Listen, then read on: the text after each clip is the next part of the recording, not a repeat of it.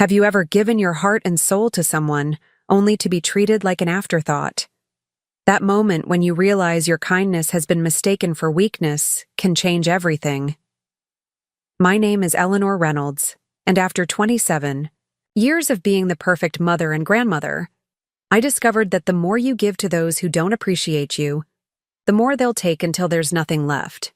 But sometimes life offers you a second chance to reclaim your worth. And my chance came in the form of a gold-embossed invitation that would change everything. Before we jump back in, tell us where you're tuning in from, and if this story touches you, make sure you're subscribed, because tomorrow I've saved something extra special for you. The phone's persistent ringing pulled me from my concentration. I was carefully placing the last rhinestone on the handmade birthday card for my grandson Liam's 8th birthday party tomorrow. My dining table was covered with craft supplies, a small luxury I allowed myself after spending most of my modest pension on helping my daughter Caroline with her mortgage last month. "Mom, are you there? I need a favor." Caroline's voice had that particular tone, sweet but rushed, that I had learned meant she wanted something. "Of course, dear. Is everything all right?" I sat up straighter, my fingers still sticky with glue. Change of plans for tomorrow. Jason's parents are coming for Liam's party, and they've decided to take him skiing for the week after. They're leaving right from the party. My heart sank. I had taken 3 buses to find the special astronomy kit Liam had been hinting about for months. Oh, so the party's still on? Just a shorter celebration? Well, Jason's mom wants to host it at their country club instead. She's already made arrangements. It makes more sense with them leaving right after. The card in my hand suddenly felt childish and inadequate. I see. What time should I arrive at the club? The silence that followed told me everything before Caroline's words confirmed it. That's the thing, Mom. The club has strict guest policies, and Jason's parents could only secure a limited number of spots, with his work colleagues and their children attending. I'm not invited to my own grandson's birthday party? My voice came out smaller than I intended. Mom, don't make this difficult. You'll see him when they get back. And anyway, that's not why I called. She rushed on without waiting for my response. We need you to watch the house while they're gone. The security system's acting up and with the recent break-ins in the neighborhood. I closed my eyes, picturing the 2-story colonial in Oak Ridge Heights that I had contributed $30,000 of my retirement savings toward as a down payment gift 5 years ago. The house I was apparently not good enough to visit for a birthday celebration, but was trusted to protect. Of course, I agreed automatically, as I had to countless requests over the years. Perfect. The code is the same. Oh, and could you water the plants? The ficus in the sunroom needs special attention. Jason paid a fortune for it. More valuable than a grandmother's presents, apparently. After hanging up, I stared at the birthday card. To my special stargazer, sparkled with hand-placed rhinestones forming the constellation Orion, Liam's favorite. Next to it sat the carefully wrapped telescope with books about the night sky. I had spent 3 months setting aside a little from each pension check to afford it. This wasn't the first time I'd been sidelined. It was simply the most recent reminder of my place in their lives. Convenient when needed, invisible when not. But at 62, I had become so accustomed to this treatment that I barely felt the sting anymore. Or so I told myself. My journey to this moment began 27 years ago when I discovered I was pregnant with Caroline. Her father, Martin, my college sweetheart, had grand plans for our future. Medical school for him, a promising journalism career for me. The pregnancy wasn't planned, but I was overjoyed. Martin was not. I can't do this right now, Ellie, he had said, pacing our small apartment. Med school starts in 2 months. We agreed to wait until I was established. Plans change, I had responded, cradling my still flat stomach. We'll make it work. But Martin couldn't envision a life derailed from its carefully plotted course. Within a week, he was gone, leaving nothing but a check for $1,000 and a note saying he needed to focus on his future. I never cashed the check. Instead, I framed it alongside my rejected application to the investigative journalism fellowship I'd been pursuing, 2 reminders of the path not taken. The framed check still sits on my bedside table, a strange souvenir of what my life could have been. I didn't return to my hometown of Pine Ridge in shame as my mother feared I would. Instead, I stayed in Boston, took on extra freelance editing, jobs, and finished my degree while carrying Caroline. Sleep became a luxury. Meals were often whatever I could afford that week, usually rice with different seasonings to create the illusion of variety.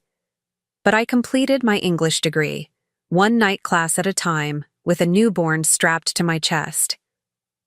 My first job after graduation was as a copy editor at a small publishing house, not the prestigious newspaper position I had dreamed of, but it offered steady income and health insurance for Caroline.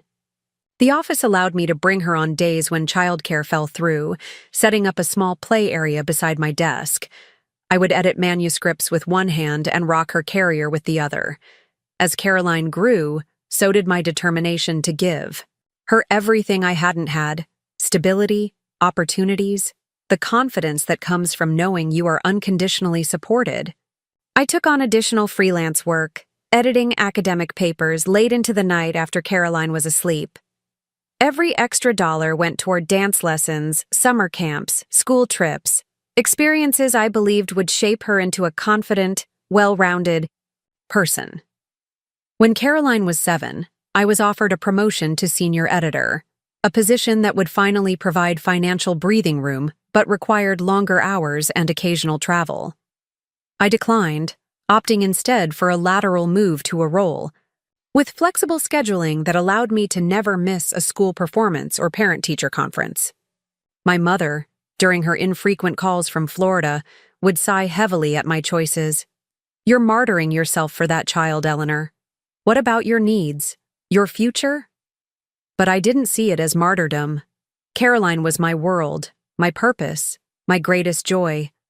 When she laughed, my small apartment filled with a light that no career advancement could provide. When she wrapped her arms around me and called me her best mommy, I felt a fulfillment that no promotion could match. Through elementary school, our bond was unshakable. Caroline would race home, bursting to tell me about her day. We had Friday night traditions, popcorn and a movie, both of us in matching pajamas I had saved for months to buy. I helped with science projects, quizzed her on spelling words, and stayed up researching how to explain complicated math concepts when she struggled. Middle school brought the first subtle shifts. Caroline began comparing our life to her friends. Why couldn't we live in Westbrook like Melissa's family? Why didn't we have a summer home like the Hendersons? Why did she have to wear hand-sewn Halloween costumes when everyone else had store-bought ones? Each question pierced me, but I smiled through it, explaining our circumstances as best I could without burdening her with adult worries. I took on additional work, weekend inventory at a local bookstore, to afford the brand name jeans and backpack that suddenly seemed crucial to her happiness. High school accelerated the change. Caroline joined the field hockey team, where she befriended girls from Oak Ridge Heights, the affluent part of town with sprawling homes and manicured lawns. Suddenly, our cozy apartment with its mismatched furniture and walls covered in Caroline's artwork became embarrassing. I was no longer invited to school events unless absolutely necessary, and when I did attend, Caroline would keep a careful distance. "Mom, you don't have to cheer so loudly," she would whisper, cheeks flushed with embarrassment rather than pride. I told myself it was normal teenage behavior, a phase, nothing more. I focused on the future, on college applications and scholarships. I had been saving since her birth, tucking away money in a 529 plan that required creative budgeting and many sacrifices. No vacations, no new clothes, no car newer than 15 years old. But Caroline would have opportunities I never did. The acceptance letter from Westmont University, a prestigious private college known for its business program, arrived on a rainy Tuesday. Caroline screamed with joy, jumping around our small living room. I cried too, both in happiness and private. Terror at the remaining costs even after scholarships and my savings. But I kept my smile firmly in place. "We did it, honey." Preparing and narrating this story took us a lot of time, so if you are enjoying it, subscribe to our channel. It means a lot to us. Now back to the story. "I'm so proud of you." "I can't believe it." She twirled, clutching the letter. "Melissa and Taylor got in too. We're going to room together." That night, after Caroline fell asleep still clutching her acceptance letter, I applied for a second mortgage on our apartment and began researching night security positions. The publishing house had been downsizing, and my position felt precarious. I needed backup plans to ensure Caroline's education wouldn't be interrupted. College marked another evolution in our relationship. During her freshman year, calls home were frequent, often tearful, filled with homesickness and struggles adjusting to coursework. I sent care packages I couldn't afford, her favorite snacks, fuzzy socks, a framed photo of us from her high school graduation. I drove the 3 hours to campus whenever she needed me, sitting in her dorm room helping with laundry or editing papers. By sophomore year, the calls decreased. Caroline joined a sorority, Delta Sigma something, filled with girls whose parents were executives, doctors, lawyers. My daughter, who had once cherished our Friday movie nights, now spent weekends at Martha's Vineyard with her new friends, families. When I visited campus, she would meet me for quick lunches off campus, checking her watch throughout our conversations. It was during her junior year that she met Jason Whitaker III, son of a banking executive and heir to a family with old money and older connections. Jason was handsome, ambitious, and from a world I had never entered. When Caroline brought him home during spring break, I spent a week preparing, scrubbing the apartment, preparing elaborate meals from borrowed cookbooks, even purchasing a new outfit on credit. Jason was polite but distant, his eyes constantly surveying our modest home with barely concealed judgment. He answered my questions about his studies and future plans with rehearsed responses that revealed nothing of substance. When Caroline showed him her childhood bedroom, I overheard him whisper, "You grew up here? Like the whole time?" The summer before Caroline's senior year, she announced she was staying at the Whitakers' summer home in Newport instead of coming home. "It's important for my future, Mom. Jason's father has connections to all the top marketing firms. This could set up my entire career." I swallowed my disappointment and said what I always said. "Of course, honey. I understand." In my empty apartment, I continued working my 3 jobs: the publishing house during days, remote data entry in the evenings, and weekend shifts at the bookstore. The second mortgage payment arrived monthly, a reminder of sacrifices that felt increasingly one-sided. Caroline and Jason became engaged during their senior year, with a ring that cost more than my annual salary. The Whitakers hosted an elaborate engagement party at their country club. I received an invitation 3 days before the event, clearly an afterthought. I spent $340 I couldn't spare on a dress that wouldn't embarrass Caroline, only to be seated at a table far from the main celebration with distant relatives no one else wanted to entertain. Caroline introduced me to Jason's parents with a strange, apologetic smile. "This is my mom. She works in publishing," she said, neglecting to mention I was a senior editor who had guided multiple books to bestseller status despite my limited opportunities for advancement. Mrs. Whitaker, Elaine, looked at me as one might regard an unusual insect. "How interesting. And Caroline's father? Will he be joining us?" "It's just been Mom and me," Caroline interjected before I could respond. Dad wasn't in the picture. "I raised Caroline on my own," I added, trying to reclaim some dignity. "I'm very proud of the woman she's become." "Indeed," Elaine responded with a tight smile. Remarkable what single mothers can accomplish these days. The resilience of the lower classes is truly inspiring. Carolyn laughed nervously, rather than defending me. That night, I cried myself to sleep for the first time since Martin had left. The wedding planning became an exercise in subtle humiliation. The Whitakers insisted on paying for everything. "It's tradition," Elaine said, though her tone conveyed it was more about control than generosity. My offers to contribute were politely but firmly rejected. "Mom, they want to do this. It's easier not to fight it," Caroline explained when I expressed feeling sidelined. I was permitted to attend dress fittings but not to offer opinions. My suggestion of including a reading that had special meaning from Caroline's childhood was dismissed as not quite appropriate for the venue. Even my role in the ceremony was diminished.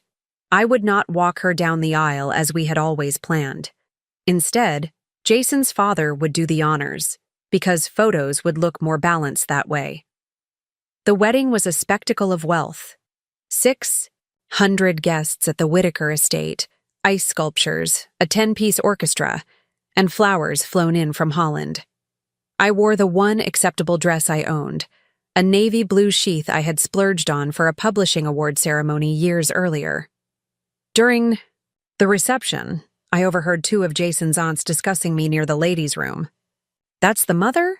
She looks so ordinary." Apparently, she's some sort of secretary or assistant. Can you imagine?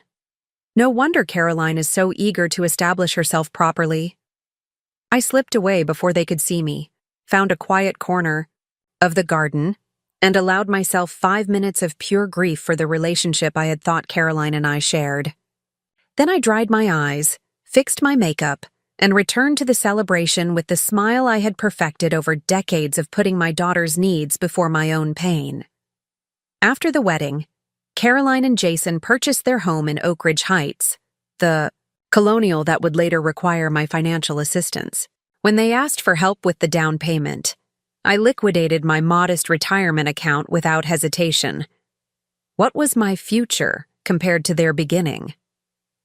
"You're an angel, Mom," Caroline had said when I handed her the check.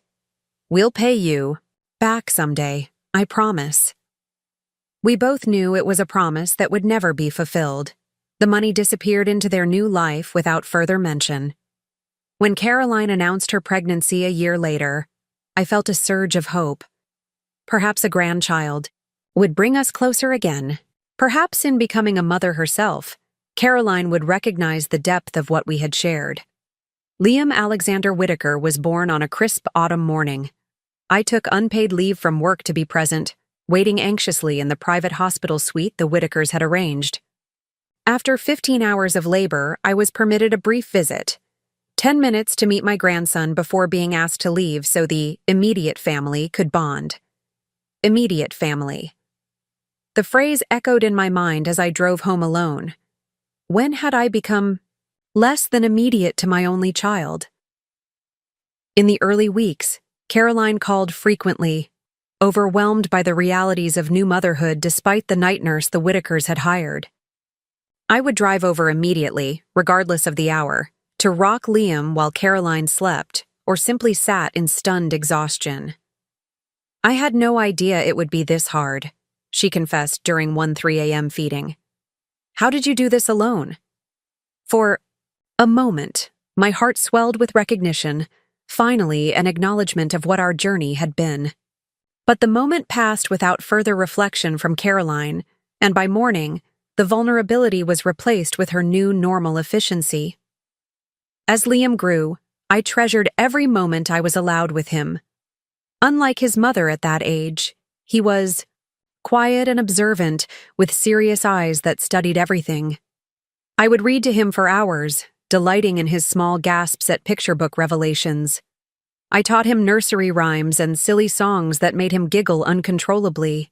But as had happened with Caroline, my time with Liam gradually became more structured, more limited.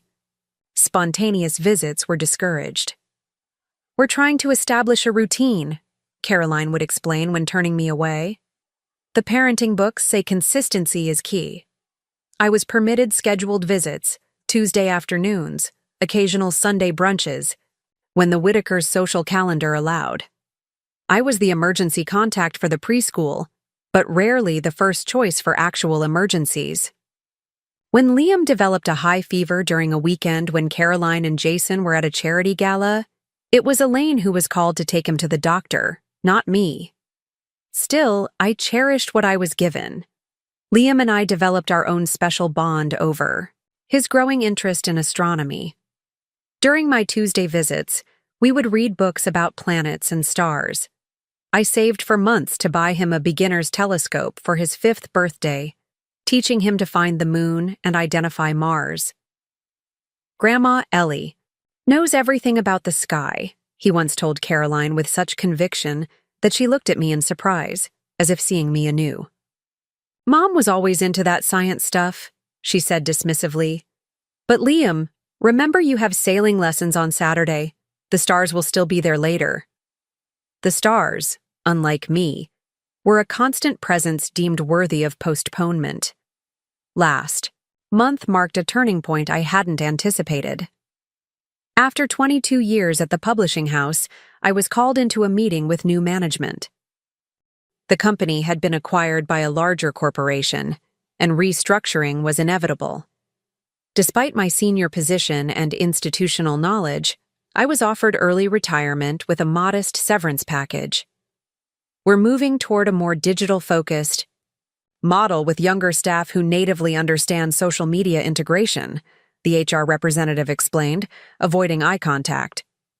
At 62, I was suddenly unemployed, with a severance that would cover expenses for perhaps 6 months if I was extremely careful. My apartment, while modest, was in an area that had gentrified around me, making the rent nearly unsustainable on my reduced income. When I called Caroline to share this development, her response was characteristically self-focused. "Oh, that's too bad. But maybe it's for the best. Now you can help more with Liam. Actually, that works out perfectly because we've been thinking about letting the nanny go. She's asking for health insurance, can you believe it? Not, are you okay financially? Not, do you need help finding another position? Just immediately calculating how my misfortune could benefit her budget. I'll need to find another job, Caroline. My savings won't last long. Mom, be realistic. Who's going to hire someone your age? Besides, you always said nothing was more important than family. This is your chance to really be there for Liam."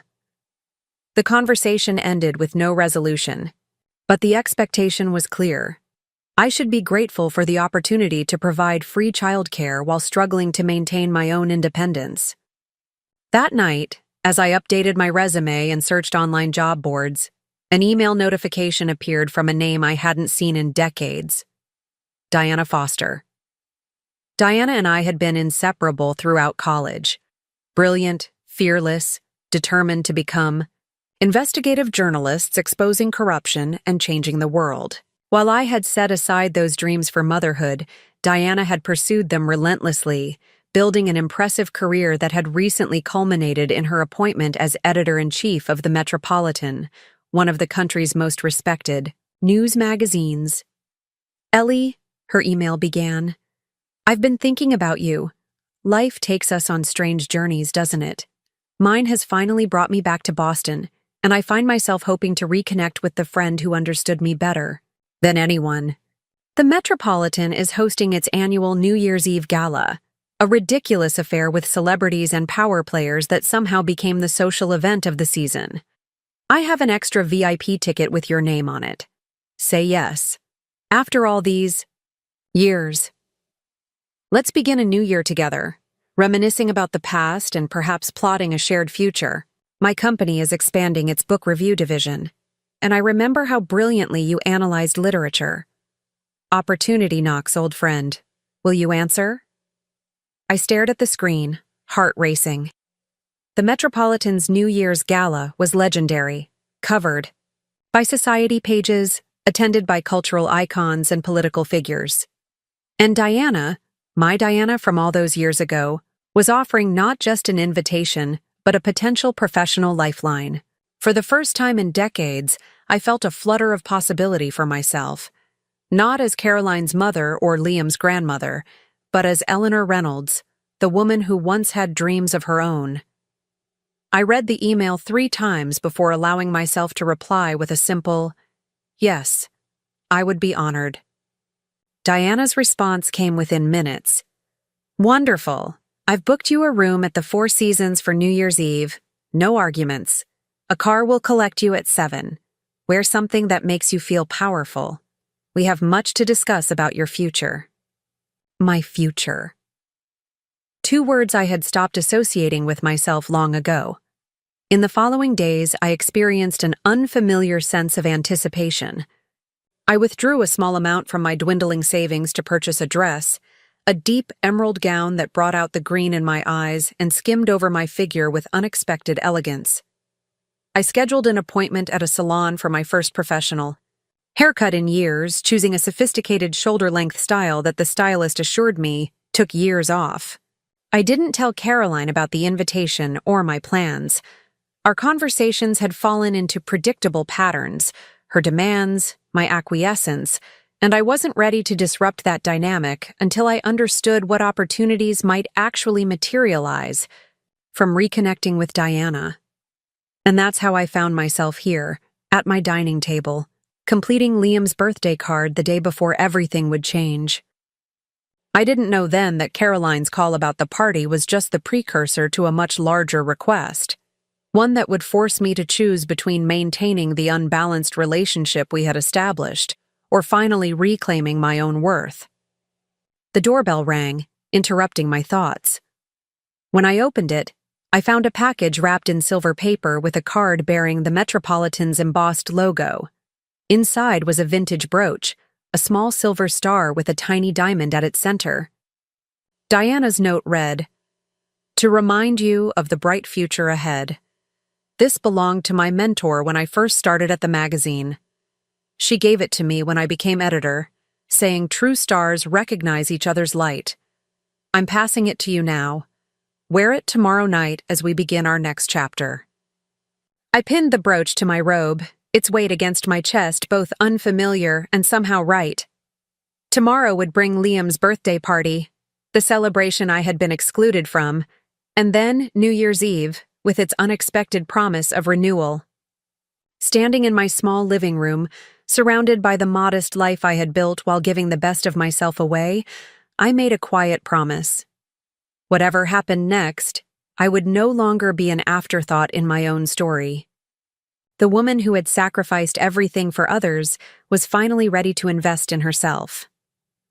I arrived at the Whitakers Country Club precisely at noon, parking my aging Corolla at the far end of the lot where it wouldn't offend the sea of luxury vehicles. Though I wasn't invited to the party, I still had Liam's gifts to deliver. The security guard at the entrance examined me with thinly veiled suspicion. "I'm just dropping something off for my grandson," I explained, holding up the carefully wrapped telescope and books. He made a call, and minutes later, Caroline appeared in the doorway. Her carefully highlighted hair was swept into an elegant updo, her cream cashmere sweater probably costing more than my monthly rent. Her expression shifted rapidly from annoyance to forced politeness when she noticed the guard watching. "Mom, you didn't need to come all this way." She stepped outside, rather than inviting me in, keeping her voice low. "I told you we'd see you when they get back from the ski trip." "I know. I just wanted to drop off Liam's gift." I held out the packages. "The telescope needs to be assembled. There are instructions inside, but if Jason has trouble, I can help. When they return." Caroline took the gifts with a quick glance toward the entrance. "Thanks. I'll make sure he knows it's from you." She hesitated, then added, "You really didn't need to spend so much. Jason's parents already got him one of those computerized models that automatically finds constellations." Of course they had. My gift, carefully researched to match Liam's age and interests, saved for over months, was redundant in the face of the Whitakers' casual extravagance. "Well, maybe he can keep this one at my place for when he visits." I tried to keep my voice light, though we both knew his visits had become increasingly rare. Caroline shifted uncomfortably. "Listen, Mom. About the house sitting. We need you to come over tonight instead of tomorrow. The cleaning service canceled, and the place needs to be ready before Jason's parents arrive in the morning to pick everyone up." "Tonight? But Caroline, it's New Year's Eve." She rolled her eyes. "So? It's not like you have plans." The dismissal stung, but something stopped me from mentioning Diana's invitation. Some small, protective part of me wanted to keep this opportunity safe from Caroline's inevitable diminishment. "Actually, I do have plans tonight." Caroline's perfectly shaped eyebrows rose in genuine surprise. "You do? What plans?" "I'm meeting an old friend." I kept my response deliberately vague. "What friend?" "Nobody called when I was over last." "Weak." Her tone suggested that any real friend would have called during her brief, distracted visit, where she'd spent most of the time on her phone. "Diana Foster, from college." Recognition flickered in Caroline's eyes. "The one in those old photos? I thought she lived in New York or something." "She's in Boston now. She's invited me to an event." Caroline studied me with newfound interest. "What kind of event?" I hesitated, then decided on partial honesty. "A New Year's Eve gathering." "Like a senior center thing?" The relief in her voice was palpable. If my plans were suitably unimportant, they could still be sacrificed. "No, it's at the Metropolitan. Diana is the editor-in-chief now." Caroline's expression shifted again, calculation replacing dismissal. "The Metropolitan? The magazine?" Her voice took on a strange, eager quality. "That's quite a connection. Mom. You never mentioned you were still in touch with someone so positioned." I hadn't been, but that distinction seemed unnecessary. "We recently reconnected." "Is it a big event? Will there be people from the publishing industry there?" The wheels were visibly turning behind Caroline's eyes. "I believe so. It's their annual gala." Something sharp and almost hungry flashed across her face. "The New Year's gala at the Metropolitan? That's a major event. There'll be celebrities, executives." She trailed off, then touched my arm with sudden warmth. "You should have told me sooner. This could be an amazing opportunity." "For whom?" I asked quietly. She ignored my question. "Jason's firm has been trying to connect with the Metropolitan's parent company for months. They handle some major investment portfolios." Her fingers tightened on my arm. "Mom, listen, I have the perfect solution. Bring the cleaning supplies to our house tonight, take care of the essentials, and then you can still make your party. The house will be secure with you there afterward." "The gala starts at 8, Carolyn. It would be impossible to clean your entire house and make it in time." I gently removed her hand from my arm. "Well, what about tomorrow then? You could come early before they pick up Liam. Jason's parents would love to meet your friend, especially if she has connections." The naked opportunism in her tone made my stomach tighten. "I won't be available tomorrow either. Diana has arranged a brunch to introduce me to some colleagues." This was a lie, but a necessary one. "I've already committed." Caroline's warmth vanished like morning dew in August. "So, let me get this straight. After everything we've done for you, you're refusing to help us because of some last-minute party invitation?" "Everything you've done for me?" The words escaped before I could stop them. "Yes. Do you think it's easy making sure you're included in family events? Driving across town to check on you? Letting you be part of Liam's life even though you can? Barely afford proper gifts for him?" Her voice rose, drawing the attention of the security guard. In that moment, something crystallized inside me, a clarity I had been avoiding for years. Caroline genuinely believed she was doing me favors by allowing me into my grandson's life, by acknowledging my existence at all. My sacrifices had become her entitlements. My love had become her leverage. I see. My voice was steadier than I expected. Then perhaps we should reassess our arrangement. Caroline blinked, clearly not anticipating resistance. What's that supposed to mean? It means I won't be available to clean your house or watch it while you're away. You'll need to make other arrangements. Her face flushed with anger. You can't be serious. This is important for Jason's career. His parents are expecting everything to be perfect for Liam's trip.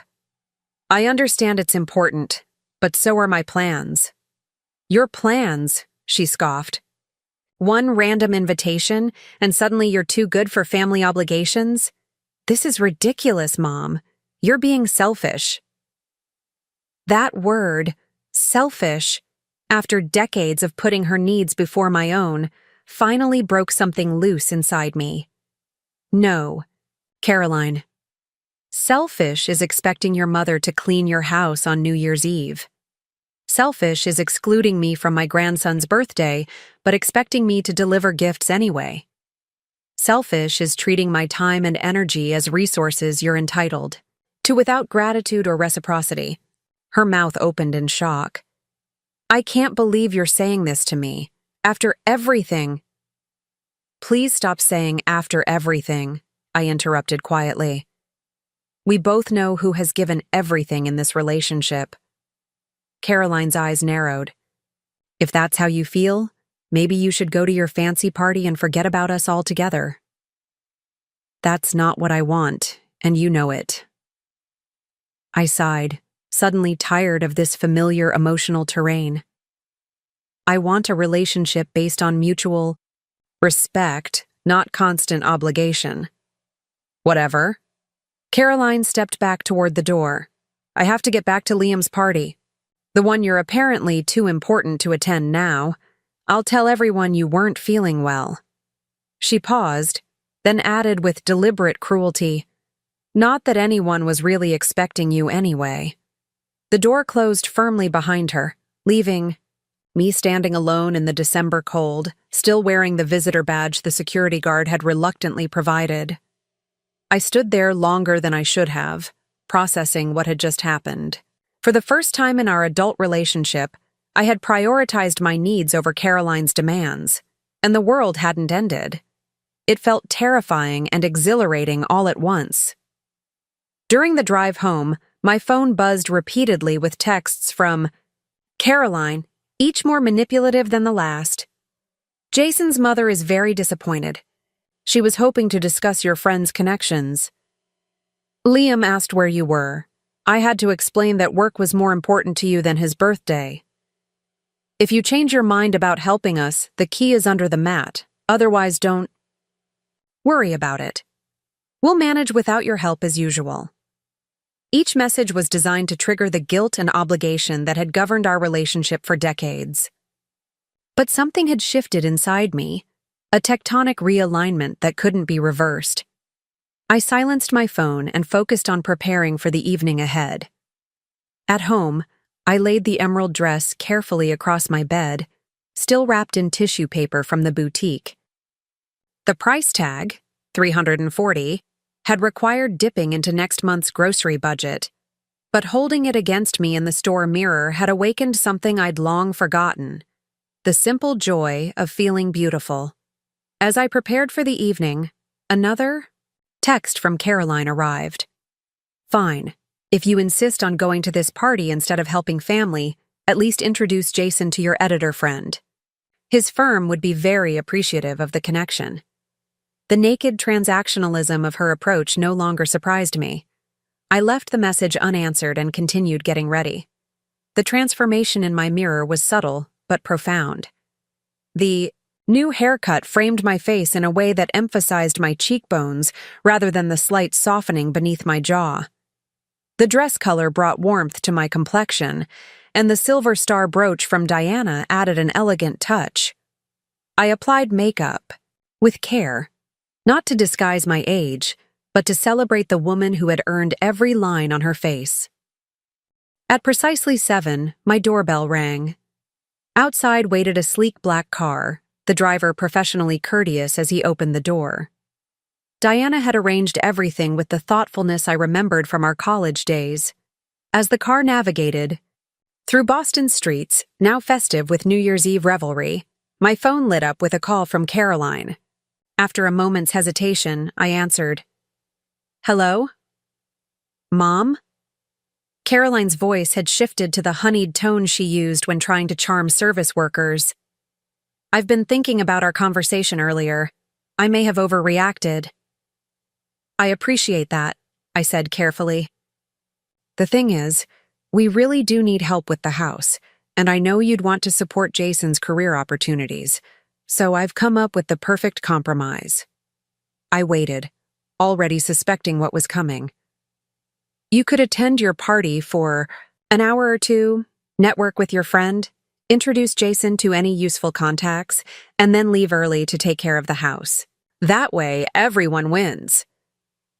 The sheer audacity of her proposal, that I should use Diana's generous invitation as a networking opportunity for Jason, then cut my evening short to clean their house, would have been comical if it weren't so painfully revealing. "That won't be possible, Caroline. Tonight is important to me, and I'll be attending the entire event." "Mom, be reasonable. It's just a party. There will be other parties." Not for me, I thought. Not invitations that carried the potential to reclaim parts of myself I'd surrendered decades ago. "My decision is final. I suggest you contact a cleaning service. They have emergency rates for holidays." Caroline's pleasant facade cracked. "Those cost a fortune. This is ridiculous. It's New Year's Eve, not a coronation. I don't understand why you're being so difficult." "I'm not being difficult. I'm being clear about my boundaries.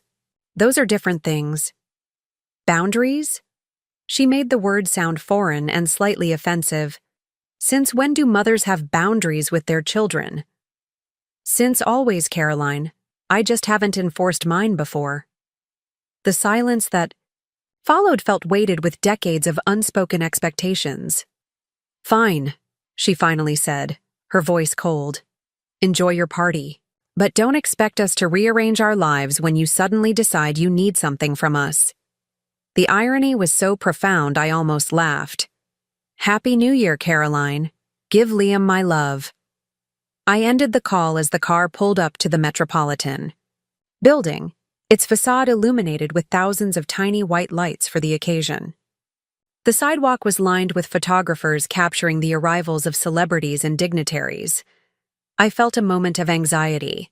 I didn't belong in this glittering world, but then straightened my shoulders. Neither did the frightened young mother, who had raised Caroline alone, yet she had persevered. I could do this too.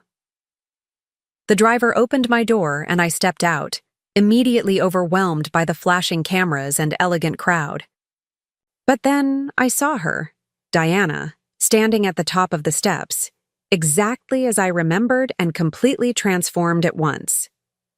Her hair, once a wild mane of dark curls, was now a stylish silver bob. Her posture radiated the confidence of someone who had claimed her place in the world unapologetically. "Eleanor Reynolds," she called, descending the steps with arms outstretched. Still the most beautiful mind I've ever known.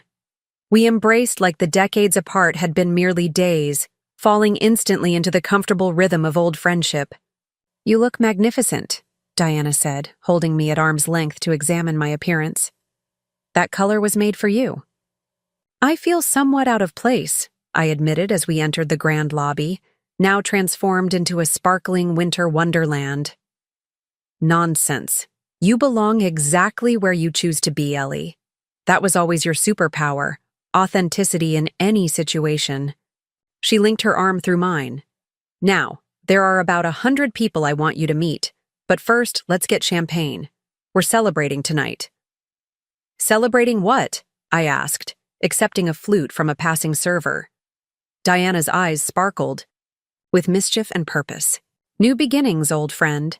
Yours, specifically."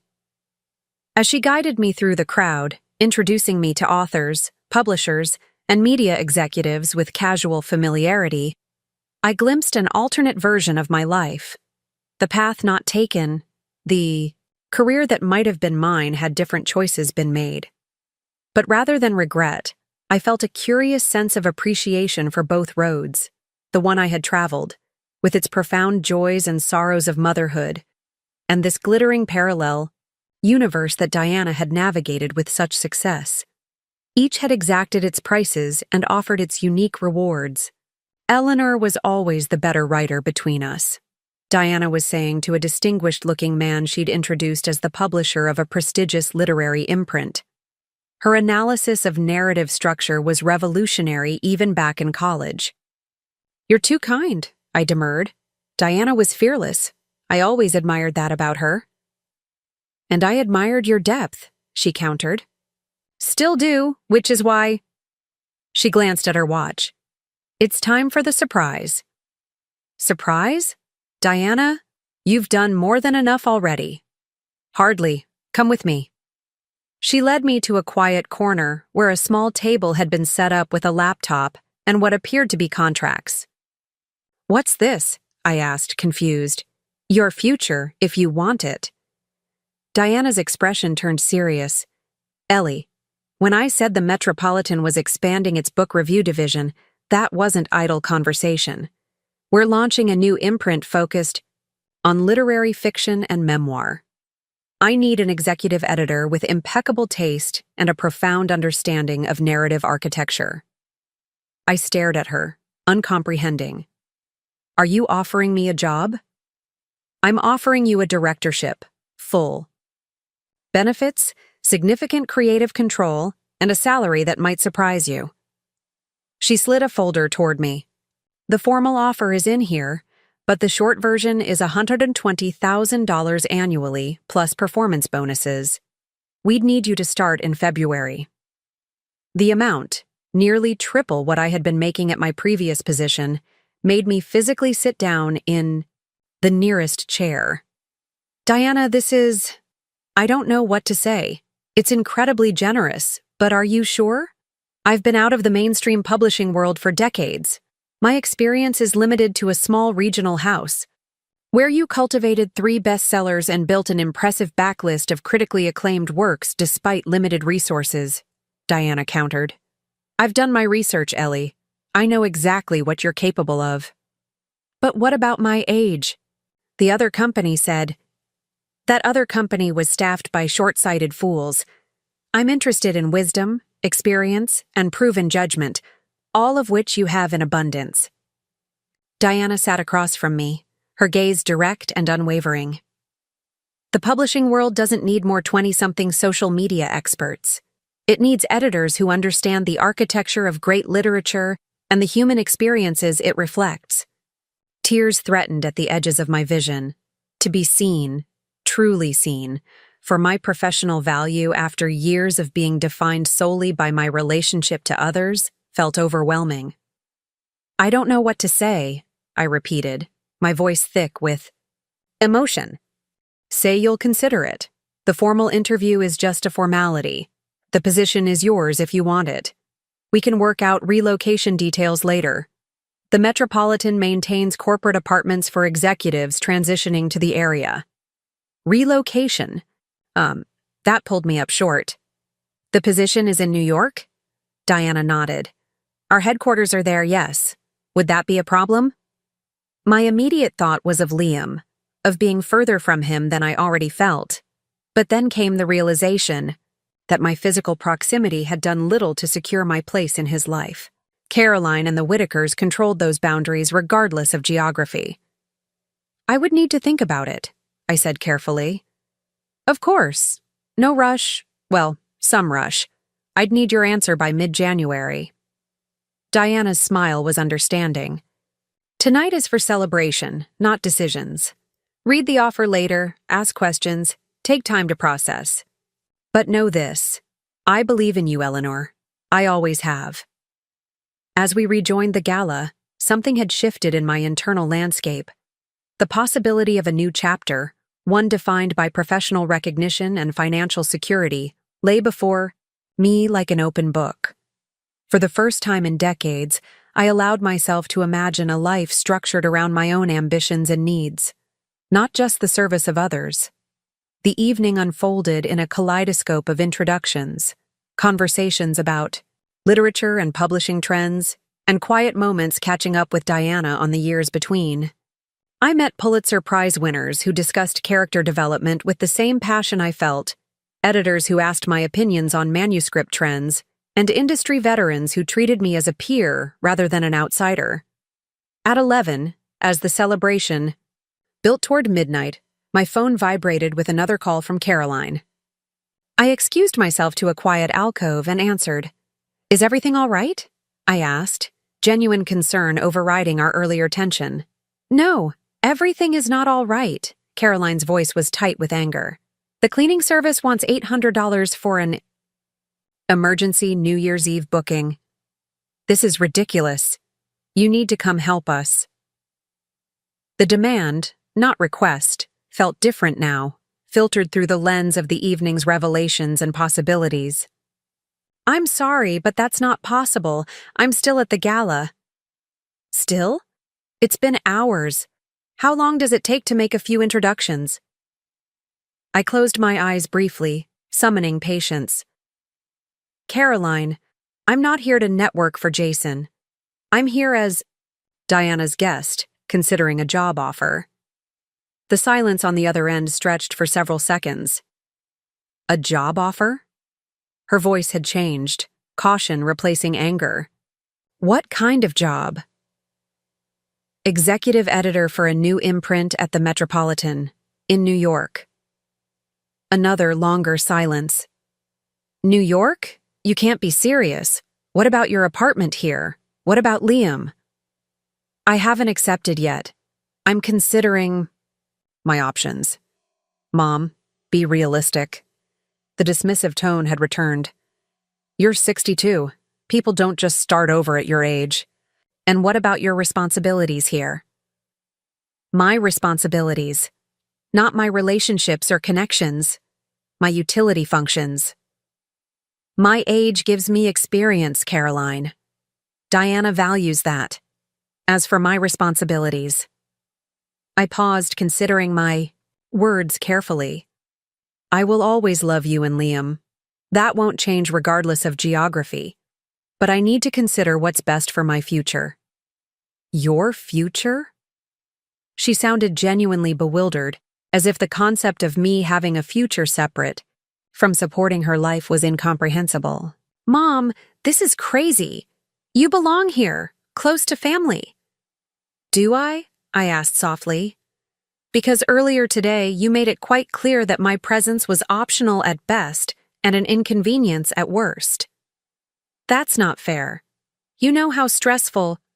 "These events are with Jason's parents. I wasn't myself. You were exactly yourself, Caroline, and that's something we both need to acknowledge." In the background, I could hear Jason's voice asking impatiently who she was talking to. Caroline covered the phone briefly, then returned. "Look, we can discuss this later. Right now, we need help with the house. This is important." "So, is this evening to me?" The firmness in my voice surprised us both. "I'm sorry, but I won't. Be leaving early. You'll need to find another solution." "Fine." Her voice was cold again. "Enjoy your pretend job interview and fancy party. I hope it's worth destroying your relationship with your only family." The call ended abruptly, leaving me standing in the alcove, Diana's job offer in one hand and my phone in the other, a physical manifestation of the choice before me. Diana appeared at my side, concern evident in her expression. "Everything all right?" I took a deep breath, tucking my phone away. Just family expectations colliding with personal boundaries, nothing new. She nodded with the understanding of someone who had navigated her own complex family dynamics. The eternal struggle. "Come on, they're about to serve the midnight champagne. Whatever happens tomorrow, tonight we celebrate new possibilities." As we rejoined the festivities, I felt a strange lightness despite Caroline's harsh words. For decades, I had measured my worth by how completely I could meet others' needs, how invisibly I could subsume my own desires. Tonight, standing among peers who valued my mind and experience, wearing a dress chosen solely because it made me feel beautiful. I remembered something essential that had been lost along the way. I was more than Caroline's mother or Liam's grandmother.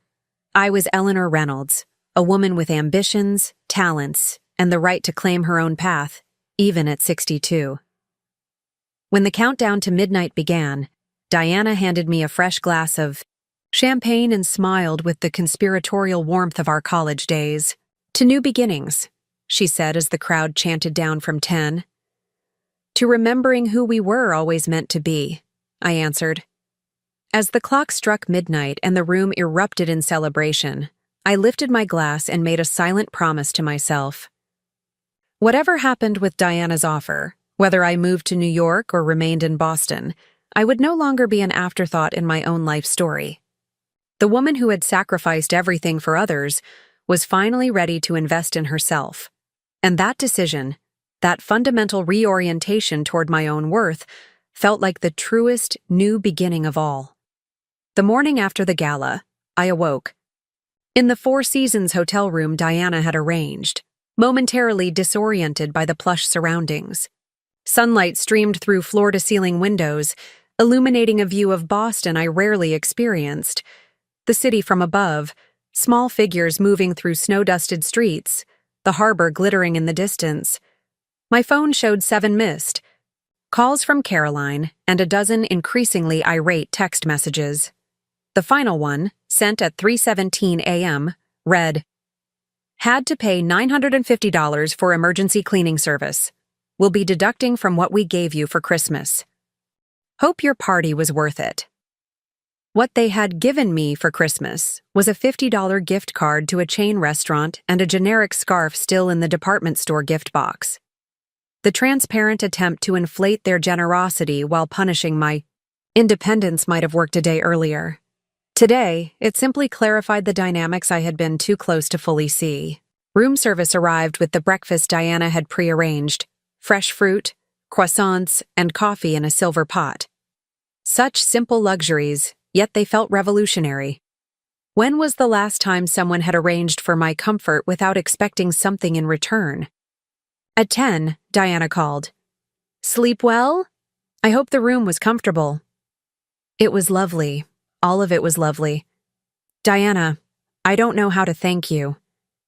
"No thanks necessary. Have you had a chance to look over the offer?" I glanced at the folder, on the nightstand. Not thoroughly, but the top-line details are extraordinary. They reflect your value, Ellie. Nothing more, nothing less. Her voice shifted from warm to businesslike. "The car will take you home whenever you're ready. I've arranged for a courier to deliver the formal paperwork next week. Take your time reviewing everything, but—" She paused. "I meant what?" I said. "You'd be perfect for this role." "I'll consider it seriously," I promised. "Good. Now, one more thing. Are you free for dinner next Saturday? I'd like you to meet the creative team. Just informally, no pressure." The invitation was another step toward making this surreal opportunity concrete. I'd love that. After hanging up, I opened the employment offer and read through it properly. Beyond the substantial salary, there were health benefits more comprehensive than any I'd had before. A retirement package with generous matching, relocation assistance, and even a housing allowance for the first 6 months. The job description outlined responsibilities that matched my strengths: cultivating new authors, shaping manuscripts, developing a cohesive vision for the imprint. It was, in every way, the career I might have had if life had taken different turns. Now it was being offered to me as a beginning rather than an ending, a profound reframing of what my 60s could be. As the car took me home, I contemplated practical matters. My apartment lease was month to month. Breaking it would be simple. My furniture was functional, but nothing I'd mourn leaving behind. I had few close connections in Boston beyond Caroline and Liam, a reality that struck me as both sad and liberating. When I arrived home, the stark contrast between the Four Seasons and my apartment was jarring. The living room furniture was worn, the kitchen appliances outdated, the bathroom perpetually, fighting mildew no matter how diligently I cleaned. I had accepted these conditions as necessary sacrifices for Caroline and Liam's benefit. Now, I wondered why I had normalized such diminished circumstances for myself. I was unpacking my overnight bag when the doorbell rang. Through the peephole, I saw Caroline, her expression set in the tight smile she used when trying to contain anger. I opened the door, bracing myself. "Caroline? This is unexpected." She brushed past me into the apartment, surveying it with critical eyes. "You didn't answer my calls. I was planning to call you back after I settled in." She turned, arms crossed defensively. "We need to talk about this ridiculous job idea."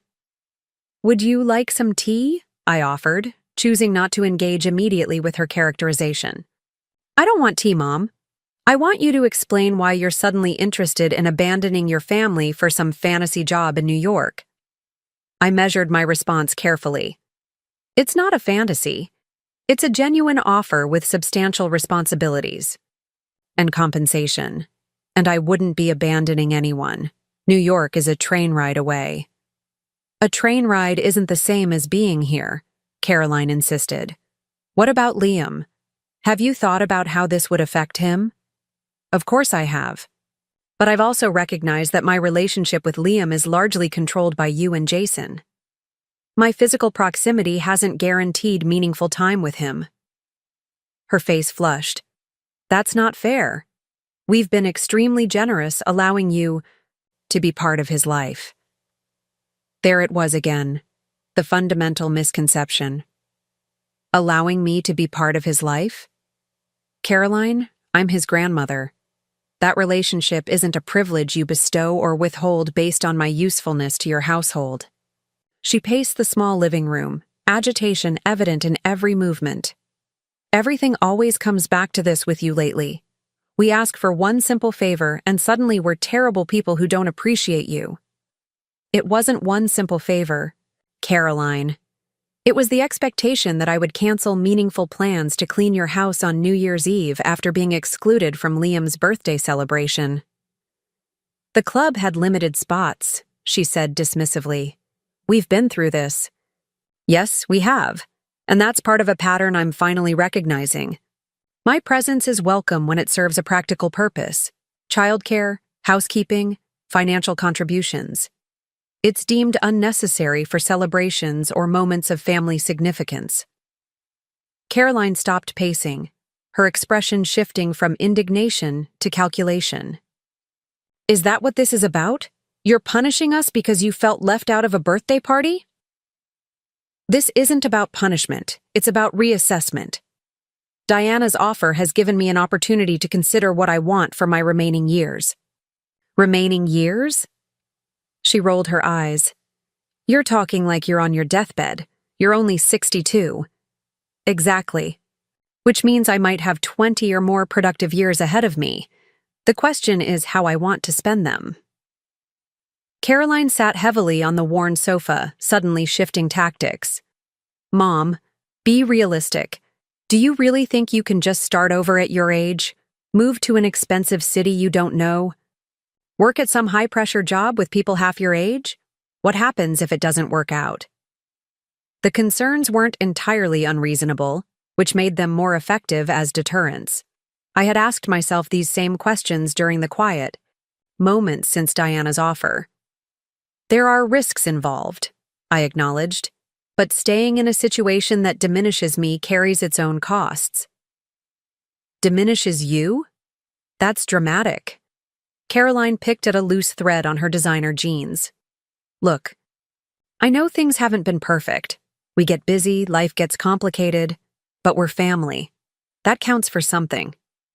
"It counts for everything," I agreed, "which is why I hope a healthier dynamic between us might emerge from this change." She looked up sharply. "So you've already decided? Just like that? You're leaving?" "I haven't made a final decision, but I am seriously considering it." Caroline stood again, her calm facade cracking. "You realize how this looks, right?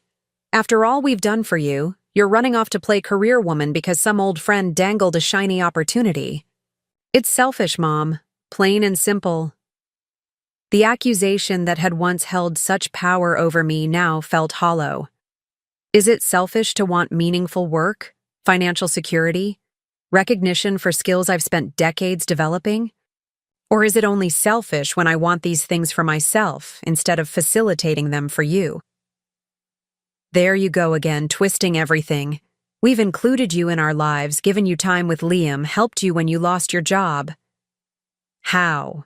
Exactly. Did you help me when I lost my job? I interrupted quietly. She faltered. Well, we offered you more time with Liam. You suggested I provide free childcare to reduce your expenses. That's not... Caroline stopped, then changed direction. Fine. If you want to see everything in the worst possible light, I can't stop you. But don't expect us to rearrange our lives when you realize this was a mistake and come crawling back. The threat was meant to terrify me, the specter of being cut off from the family I had sacrificed everything to nurture. But something unexpected had happened since the gala. I had glimpsed a version of myself that existed independently of Caroline's approval, a woman with intrinsic value beyond her, caretaking capabilities. I hope it doesn't come to that, I said calmly. I will always want a relationship with you and Liam, regardless of geography. But it needs to be a relationship built on mutual respect, not obligation and utility. Caroline's expression hardened. Mutual respect? Like abandoning us when Jason is up for a major promotion and we need family support? That kind of respect? My moving to pursue a career opportunity isn't abandonment, Caroline. You're a successful adult with resources and support systems. You don't need me in the ways you're suggesting. But Liam does. He asks about you all the time. The emotional leverage was so transparent, I almost sighed. Liam is important to me. That won't change. We can video call regularly. I can visit on weekends. We can establish new traditions. It's not the same, and you know it. Caroline moved toward the door, her message delivered, her manipulation attempted. Think about what you're throwing away, Mom. 27 years of being a family, all for some job that probably won't even last. After she left, I stood in my silent apartment, feeling the weight of her words trying to settle on my shoulders. In the past, they would have crushed me with guilt. Today, I examined them objectively, separating emotional manipulation from legitimate concerns. Yes, distance would change my relationship with Liam. Yes, starting over in a new city at 62 carried risks. Yes, the publishing industry was volatile and the position might not be permanent. But the alternative, remaining in a diminished role, financially vulnerable, emotionally manipulated, carried its own certainties. None of them promising. At least the path Diana offered contained possibilities for growth, dignity, and self-determination. I spent the afternoon researching New York neighborhoods, calculating budgets based on the offered salary, and investigating weekend train schedules between New York and Boston. Facts and figures replaced emotional turbulence with practical clarity. By evening, I had compiled enough information to see that the opportunity was not just emotionally appealing, but logistically viable. As I prepared a simple dinner, my phone lit up with a text from a number I didn't recognize. Grandma, it's Liam. Mom said I could text you from her old phone. Are you really moving away? My heart constricted. The message was likely composed. With Caroline's guidance, another manipulation tactic. But Liam's concern might be genuine nonetheless. I responded carefully. I'm considering a job opportunity, sweetheart. But I will always be your grandmother, no matter where I live. We can talk on video calls and I can visit often. I love you very much. The reply came quickly. But who will teach me about stars and space? This felt more authentically Liam. Our shared interest in astronomy had been a special connection. We can still learn about stars together.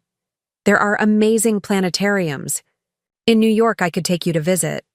And the stars look the same from both places. Just like my love for you stays the same no matter where I am.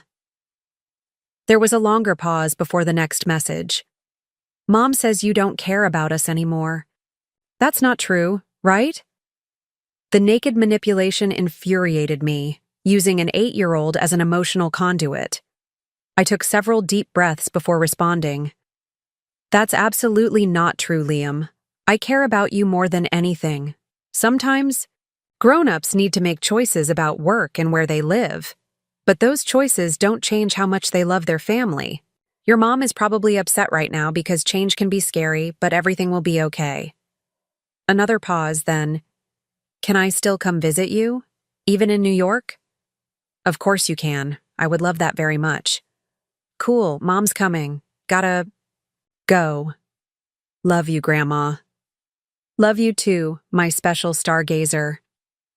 I set the phone down, a complex mixture of emotions washing through me. Caroline's willingness to use Liam as an emotional pawn was disturbing, but his genuine desire to maintain our connection was heartening. Perhaps distance would actually create clearer boundaries that might ultimately strengthen our relationship rather than diminish it.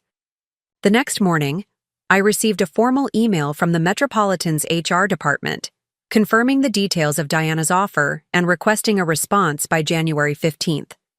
The email included links to resources for relocating employees, information about the company's mentorship program, and an invitation to join their private social network for staff.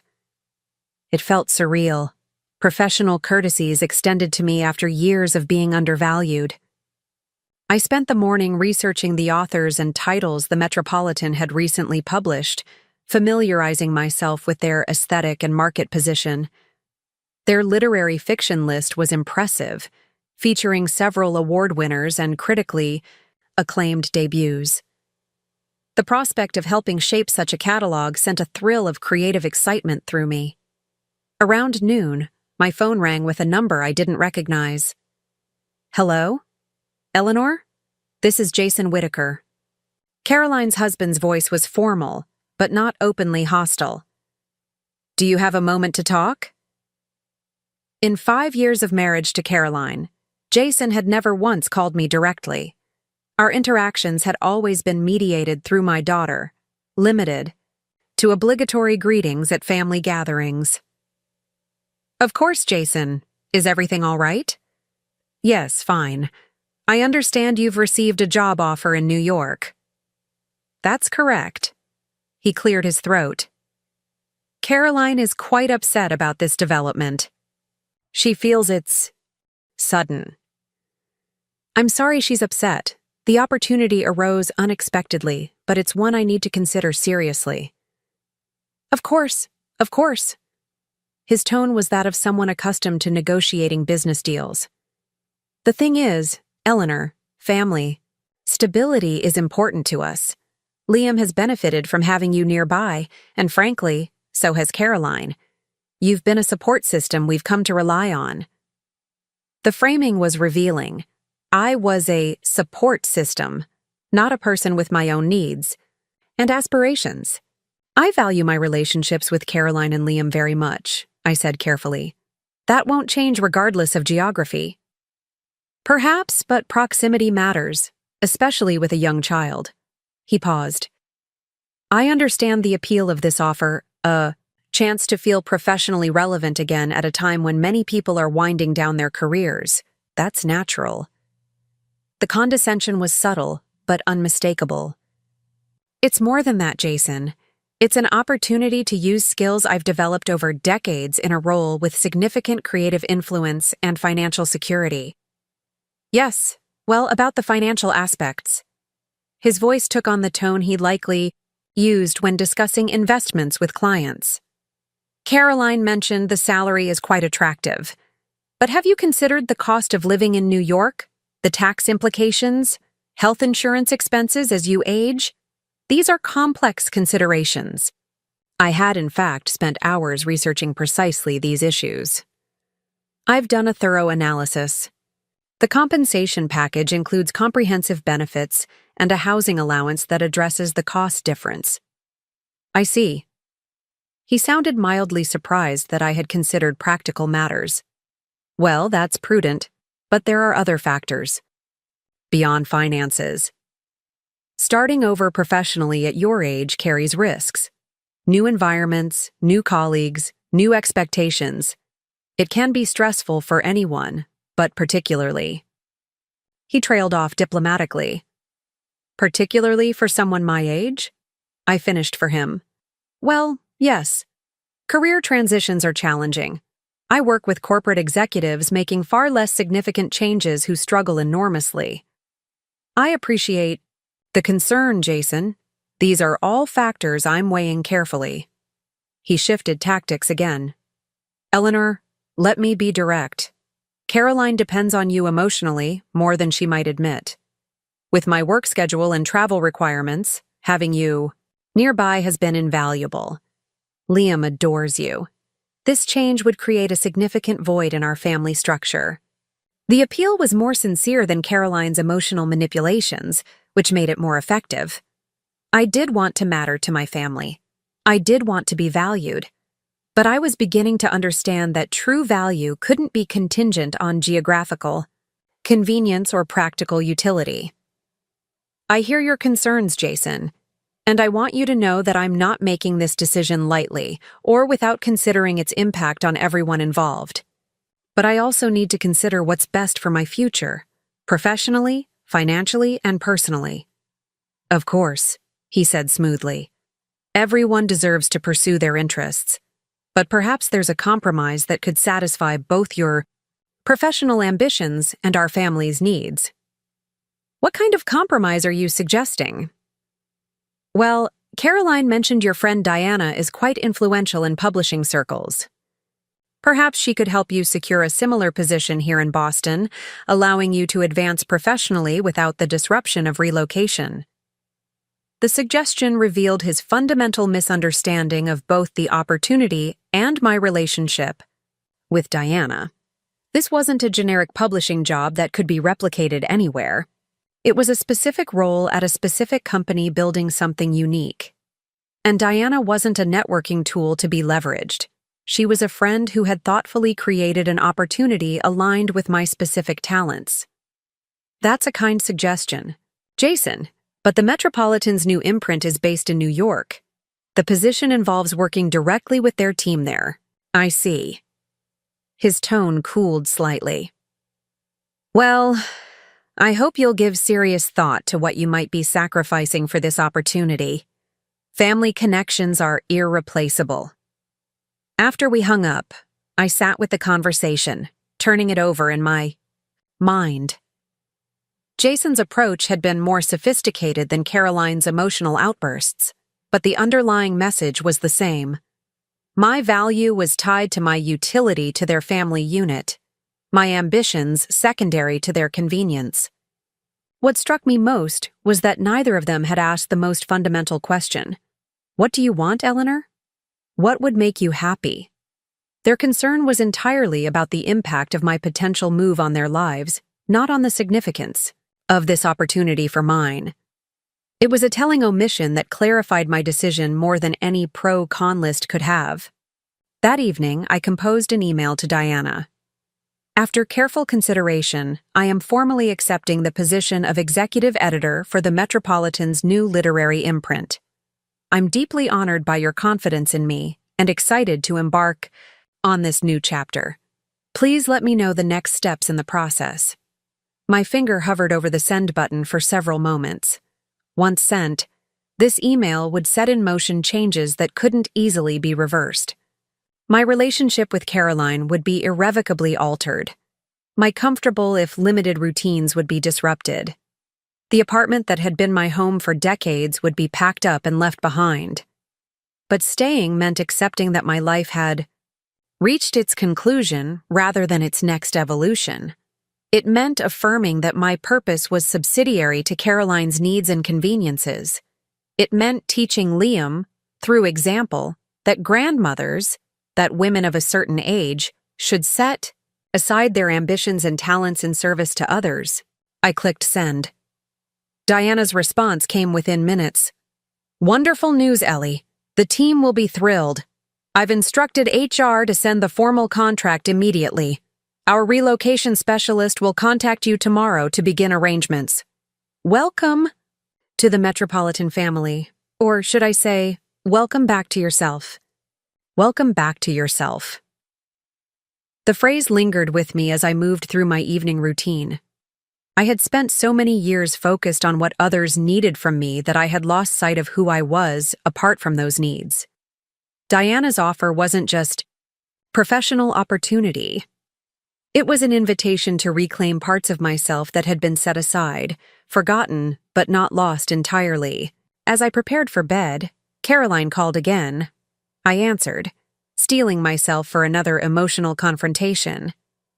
Jason told me he spoke with you, she began without preamble. He thinks you're really going to do this. I've accepted the position. Caroline. I start in February. Her sharp intake of breath was audible through the phone. So that's it? Decision made without even discussing it with your family? We have discussed it.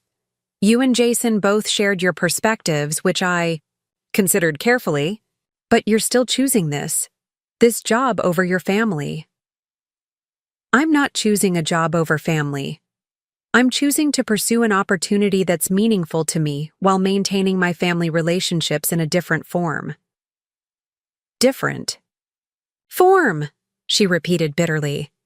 You mean becoming one of those grandmothers who sends birthday checks from far away and makes obligatory holiday visits?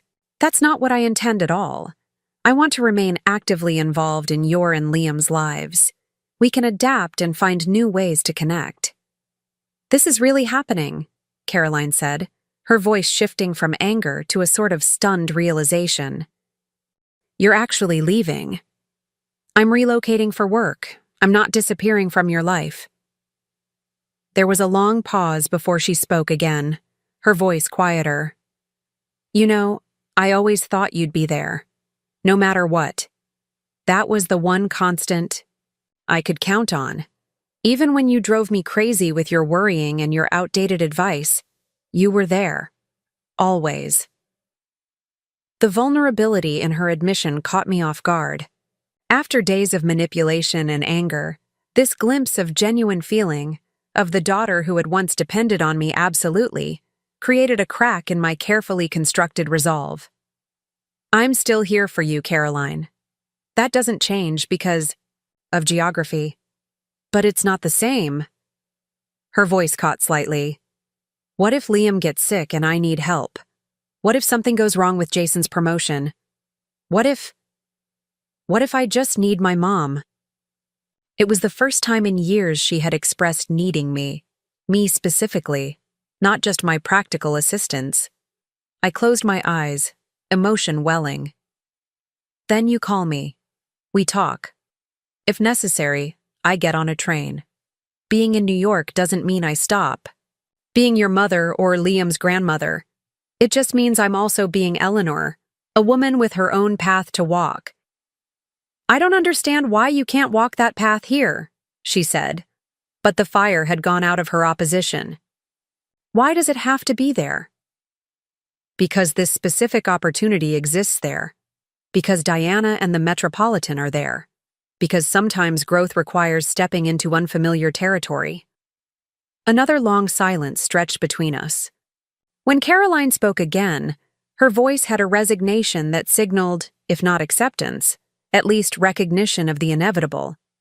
Jason says we should look at the bright side. Liam will love visiting New York. All those museums and stuff. It wasn't enthusiasm, but it was a tentative step toward accommodation. There's an incredible children's museum I've been reading about, and the planetarium at the Natural History Museum is supposed to be spectacular. He'd like that, she admitted grudgingly. The astronomy thing is really sticking. Jason's father tried to interest him in sailing over the holidays, but Liam just kept asking when they'd be able to see different stars in the sky. For the first time since New Year's Eve, the conversation felt like two adults discussing a shared love, Liam, rather than combatants in a power struggle. The Southern Hemisphere has completely different constellations, I offered. Maybe someday we could take a trip together to see them. Maybe, Caroline said, not committing but not dismissing the idea either. So when does this all happen? I start in February. I'll need to find an apartment, pack up here. It's going to be a busy few weeks. Do you need help? With packing or whatever? The offer was stiff, but not insincere. That would be nice, actually. Thank you.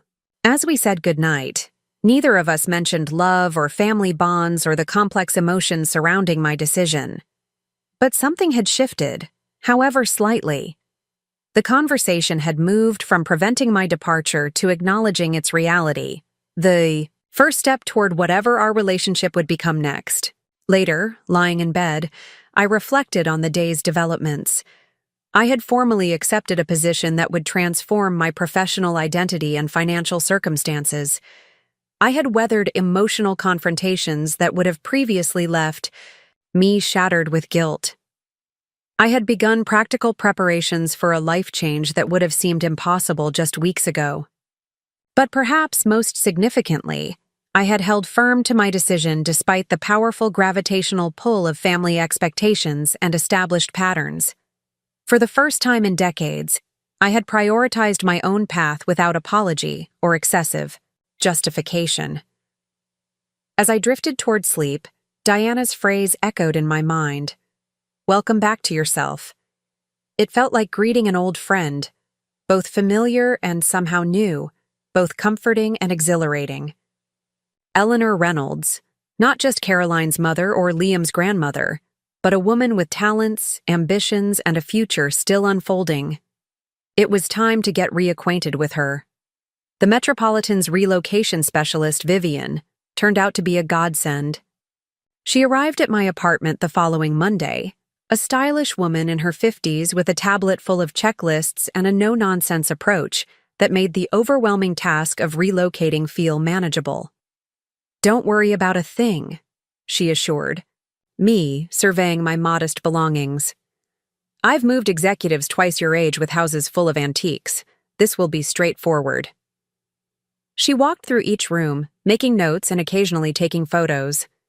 The company provides a relocation package that includes professional packing and moving services.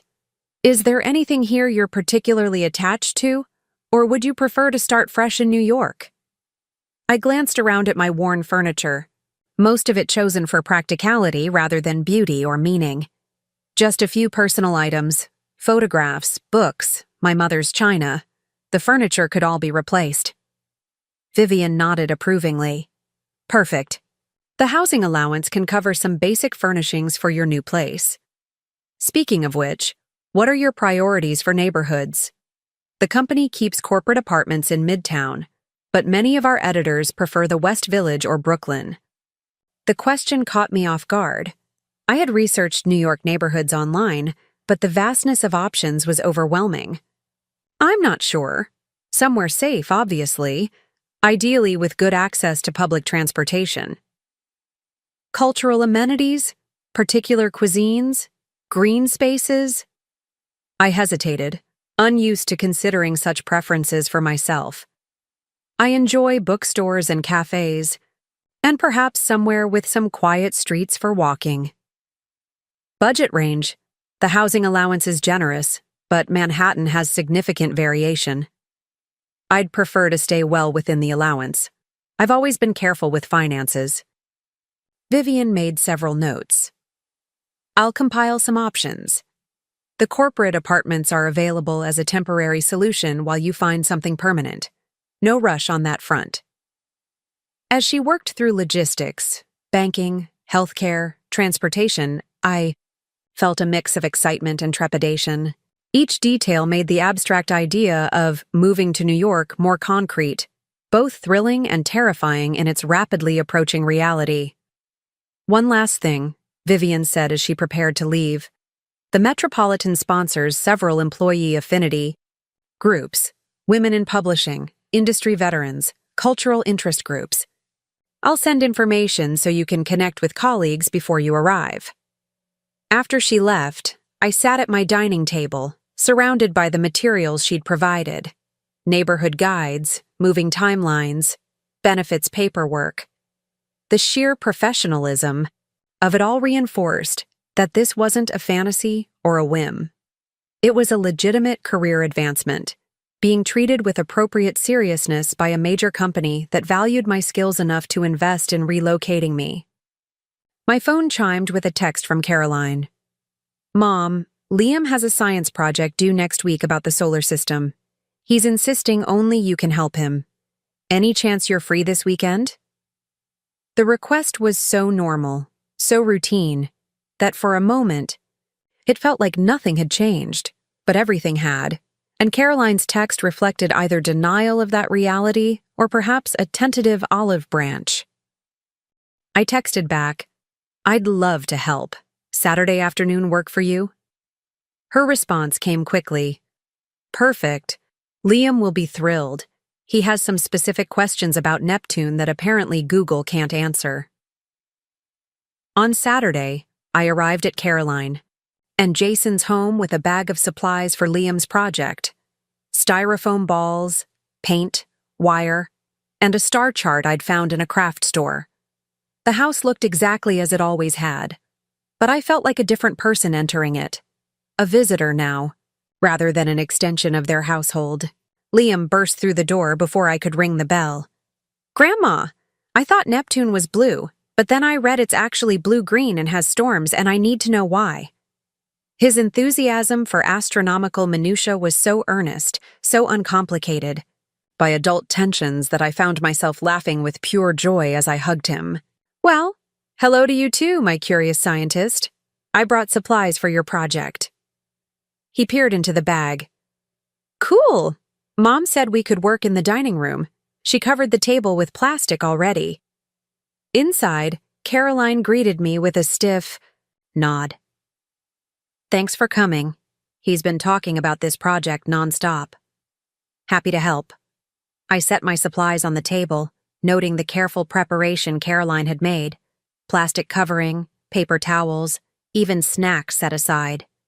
Small gestures that revealed she had taken this visit seriously. "Jason's at the club," she explained, though I hadn't asked. "Quarterly portfolio review with clients." "I see." I kept my tone neutral, unwilling to disrupt the fragile peace, with commentary on Jason's perpetual absences. "So, how are the moving plans going?" She asked this with careful casualness, arranging cookies on a plate. "Moving forward, the company has been extremely helpful with arrangements." She nodded tightly. "That's good, I guess." Liam, oblivious to the undercurrents, spread his research materials across the table. "Look, Grandma, I printed all these facts about Neptune. Did you know it has 14 moons? And one of them, Triton, orbits backward." For the next 2 hours, Liam and I constructed a detailed model of Neptune, complete with its major moons and distinctive blue-green coloration.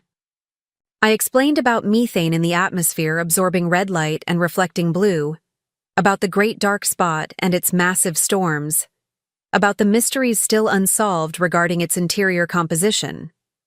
Caroline drifted in and out of the room, occasionally joining our conversation but mostly observing from a distance. When Liam ran upstairs to find additional materials, she sat across from me at the table. "He's never this engaged with his other projects," she said quietly. "Even Jason can't get him this excited about anything, not even sports." "He has a natural curiosity about the universe," I replied. "That's something to nurture." "I know." She hesitated. "We've enrolled him in an astronomy camp for the summer. It was expensive, but Jason's father agreed it was a good investment in his education." The concession to Liam's interest, rather than Jason's family's preferences, represented a small but significant shift. "He'll love that." "The camp has a parent weekend in July. I thought—" She fidgeted with a paintbrush. "Maybe you'd want to join us. It's in Vermont. They have special telescopes set up for viewing. If you can get away from your new job, that is. The invitation, awkwardly extended but genuine, felt like a first tentative step toward our new reality. I'd like that very much. I'll request the time off as soon as my schedule is established. Liam thundered back downstairs with additional reference books. The moment of connection with Caroline passed, but something had changed. A small acknowledgement that our relationship could evolve rather than simply rupture. As I packed up to leave that evening, Liam's completed Neptune model proudly drying on the counter, Caroline walked me to the door.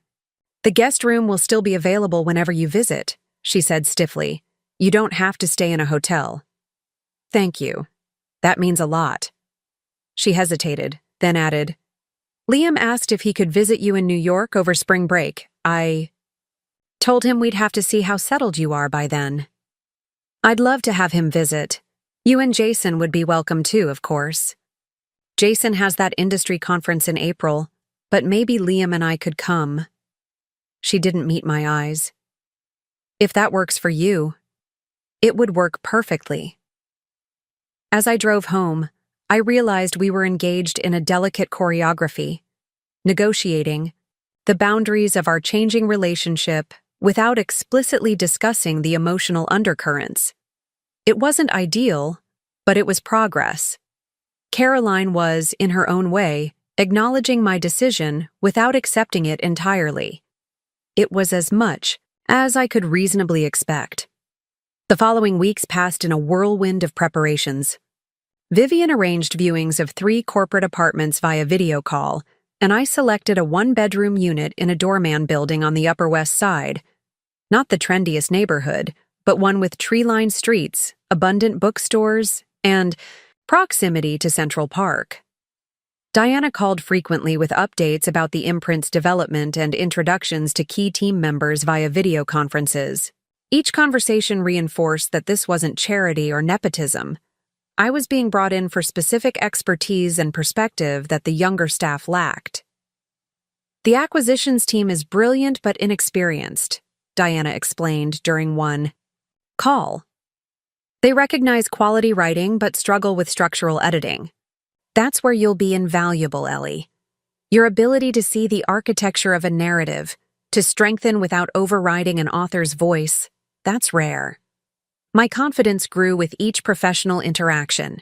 The skills I had developed over decades, often undervalued in my previous position, were being recognized and celebrated as essential. It was a profound reorientation of my professional identity.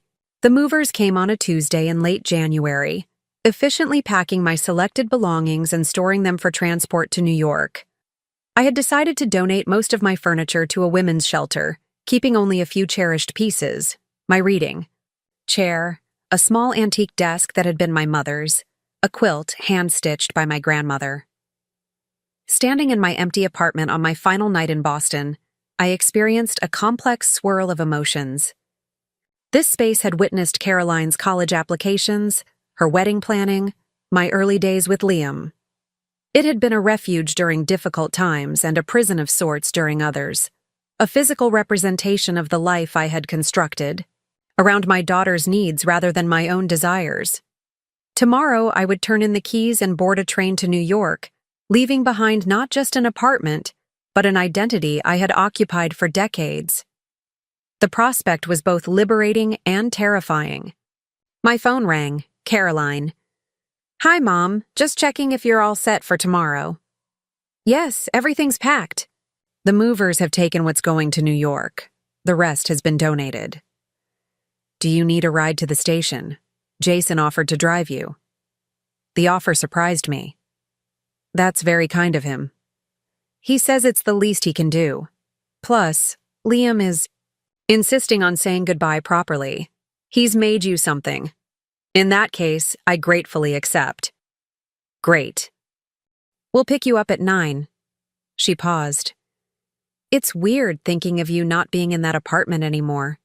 You've been there my entire adult life." "It feels strange to me too," I admitted. "But also right somehow." "Mom?" Her voice softened. I'm still not happy about this move, but I'm trying to understand.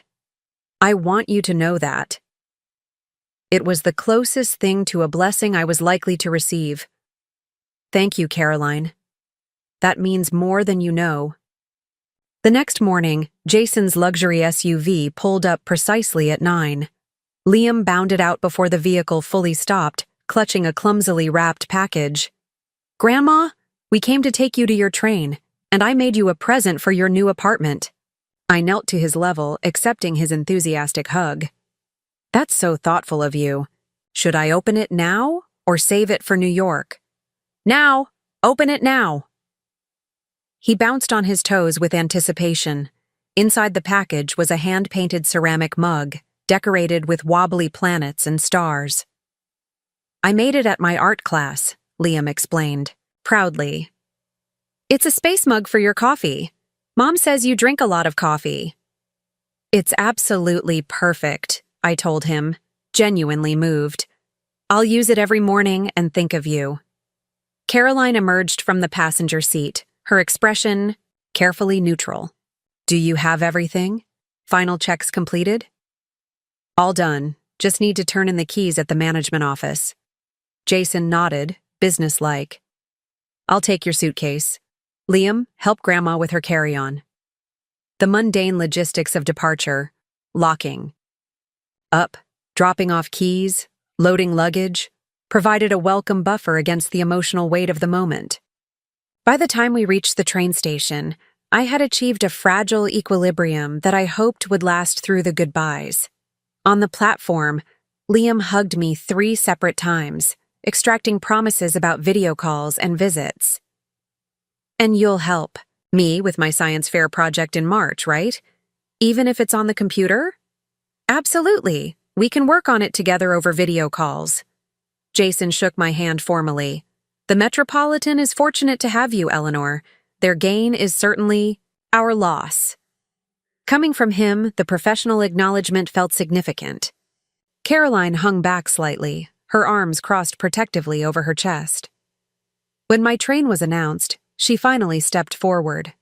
Call when you arrive so we know you're safe, she said, her voice tight with restrained emotion. I will. And if the apartment isn't what you expected, or if anything goes wrong, she trailed off.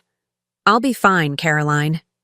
She nodded jerkily, then surprised me by pulling me into a fierce hug. You'd better be, she whispered. Because Liam needs his space mug replenished with ridiculous astronomy facts on a regular basis. I hugged her back, feeling the tremble she was trying to suppress. I love you, Caroline. That doesn't change with geography.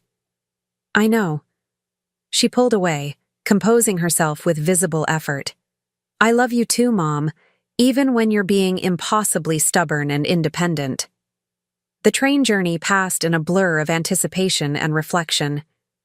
I watched familiar landscapes give way to new vistas, a physical manifestation of my life's transition. By the time we pulled into Penn Station, I felt a strange sense of rightness, as if I were arriving somewhere I had always been meant to be. Vivian met me at the station, efficiently guiding me through the chaos to a waiting car. Welcome to New York, Eleanor.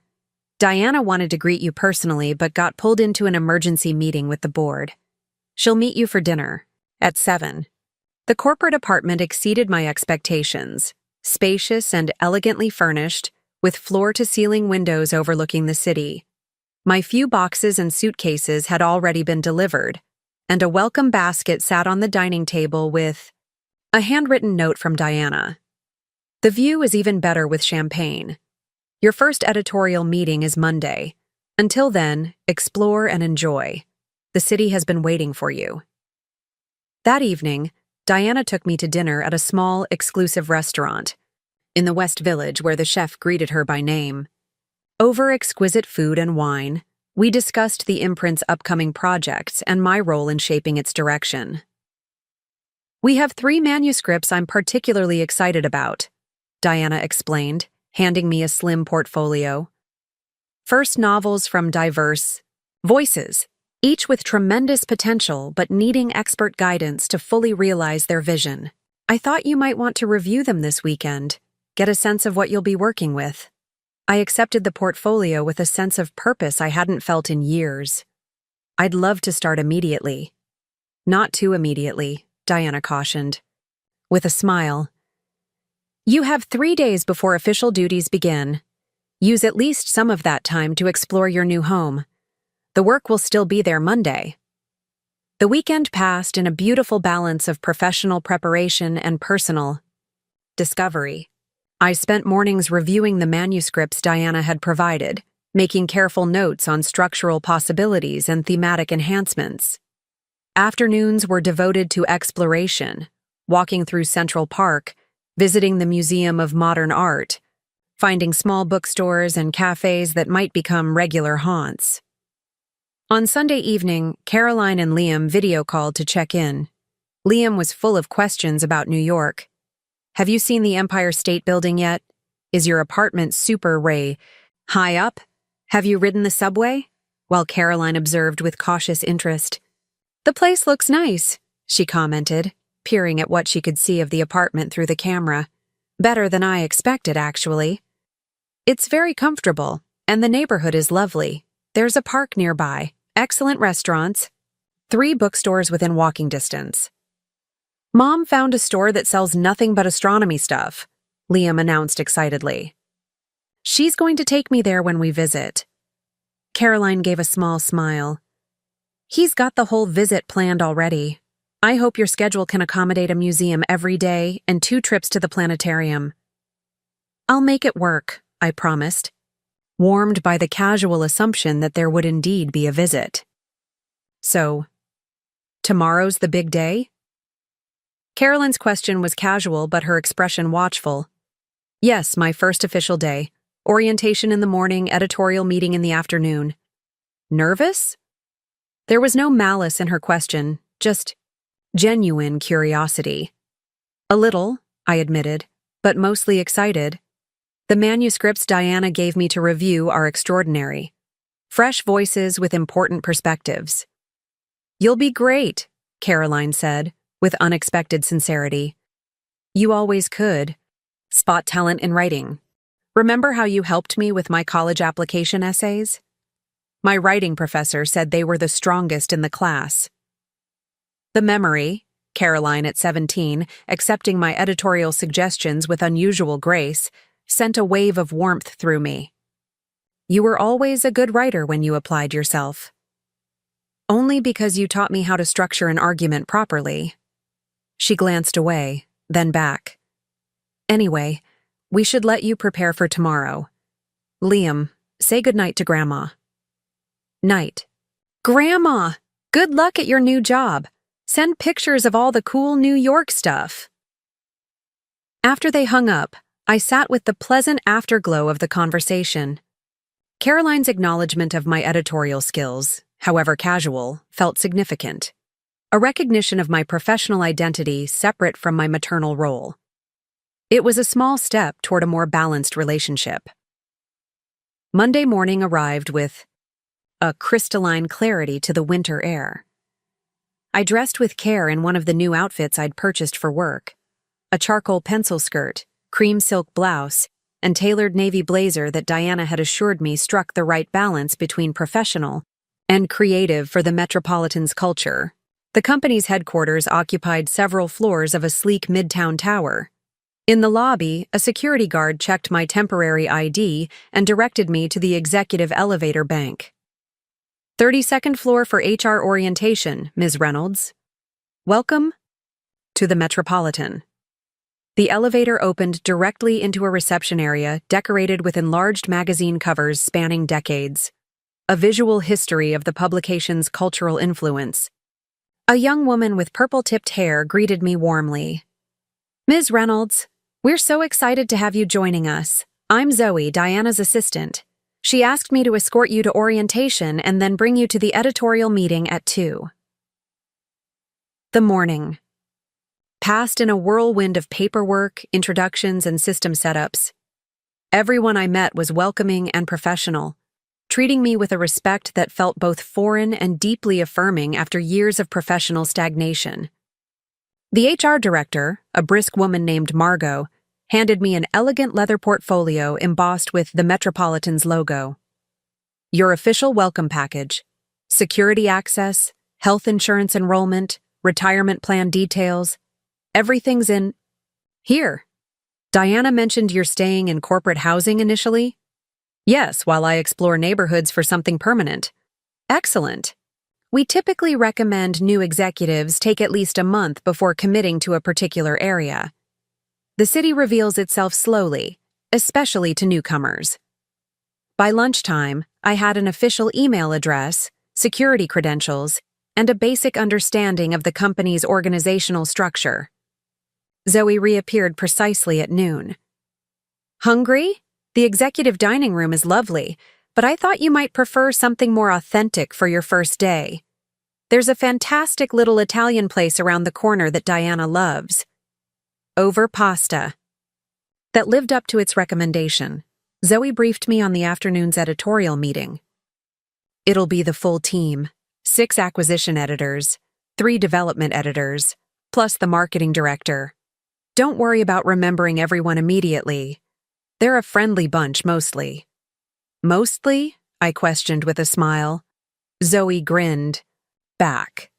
Marcus and marketing can be intense, especially around launch cycles. And Taylor, our newest acquisition editor, is brilliant but sometimes a bit territorial about her authors. Just standard publishing personalities. Nothing you haven't handled before, I'm sure. Her casual confidence in my abilities was refreshing. No condescension. No concern about my age or adjustment period. Just a straightforward assumption of competence. At 2 o'clock, Zoe escorted me to a spacious conference room where the editorial team was gathering. Diana stood at the head of the table, commanding the space with effortless authority. Everyone, your attention please, she called as we entered. I'm delighted to introduce Eleanor Reynolds, our new executive editor for the Horizon imprint. Eleanor brings decades of editorial expertise and a particular gift for narrative architecture that will be invaluable as we build this new venture. The introduction was met with genuine applause and curious glances. I recognized the weight of the moment. My first impression would set the tone for professional relationships that would define this new chapter. Thank you for such a warm welcome, I said, taking the seat Diana indicated at her right hand. I've spent the weekend reading some of the remarkable manuscripts you've acquired, and I'm incredibly excited about the voices we'll be bringing to readers through Horizon. I look forward to working with each of you to help these authors achieve their full potential. The meeting proceeded with presentations on current acquisitions, production timelines, and marketing strategies. I listened carefully, taking notes and occasionally offering observations when invited. The team was young but impressive, sharp, passionate about literature, and refreshingly diverse in background and perspective. When Diana asked for my thoughts on one of the manuscripts I'd reviewed over the weekend, I spoke confidently about its strengths and the structural adjustments that might elevate it further. The acquisition editor, Taylor, whom Zoe had mentioned, initially looked skeptical, but gradually nodded as I outlined specific suggestions. That's actually really insightful, she said when I finished. I've been struggling with the middle section, but I couldn't pinpoint why it was losing momentum. The parallel narrative structure you're suggesting could solve that elegantly. By the meeting's end, I had participated in substantive discussions about 5 manuscripts, suggested a promising comparative title for a marketing challenge, and volunteered to lead a structural edit on a particularly complex literary debut. I felt fully engaged professionally in a way I hadn't experienced in years, my opinions valued, my expertise acknowledged without question. As the team dispersed, Diana remained behind, a satisfied smile playing at her lips. Well, first impressions? They're exceptional, I said honestly. Sharp, committed, obviously talented. And of you? They were impressed, Ellie. Particularly Taylor, who isn't easily won over. It felt right, I admitted. Challenging but invigorating. I'd forgotten how much I loved deep editorial discussions. This is exactly why I wanted you here. You bring something they need. Experience. Certainly, but more than that. You bring perspective on narrative that can't be taught in publishing courses or picked up through industry trends. It's intuitive, developed through years of reading and editing thoughtfully. She gathered her materials, then paused. A group of editors usually goes for drinks on Monday evenings at a wine bar nearby. You're welcome to join, though I'd understand if you're overwhelmed after such a full first day. The old Eleanor might have declined, retreated to the safety of solitude to process the day's events, but I was no longer that woman. I'd love to join them, actually. The best way to understand the team is to observe them in a more relaxed setting, isn't it? Diana's smile widened. Exactly right. Zoe will show you the way. I have a publisher's dinner tonight, but I want a full report. Tomorrow. The wine bar was sophisticated but comfortable, with intimate booths and excellent lighting. The editorial team had claimed a large table in the back, conversation already flowing freely when Zoe and I arrived.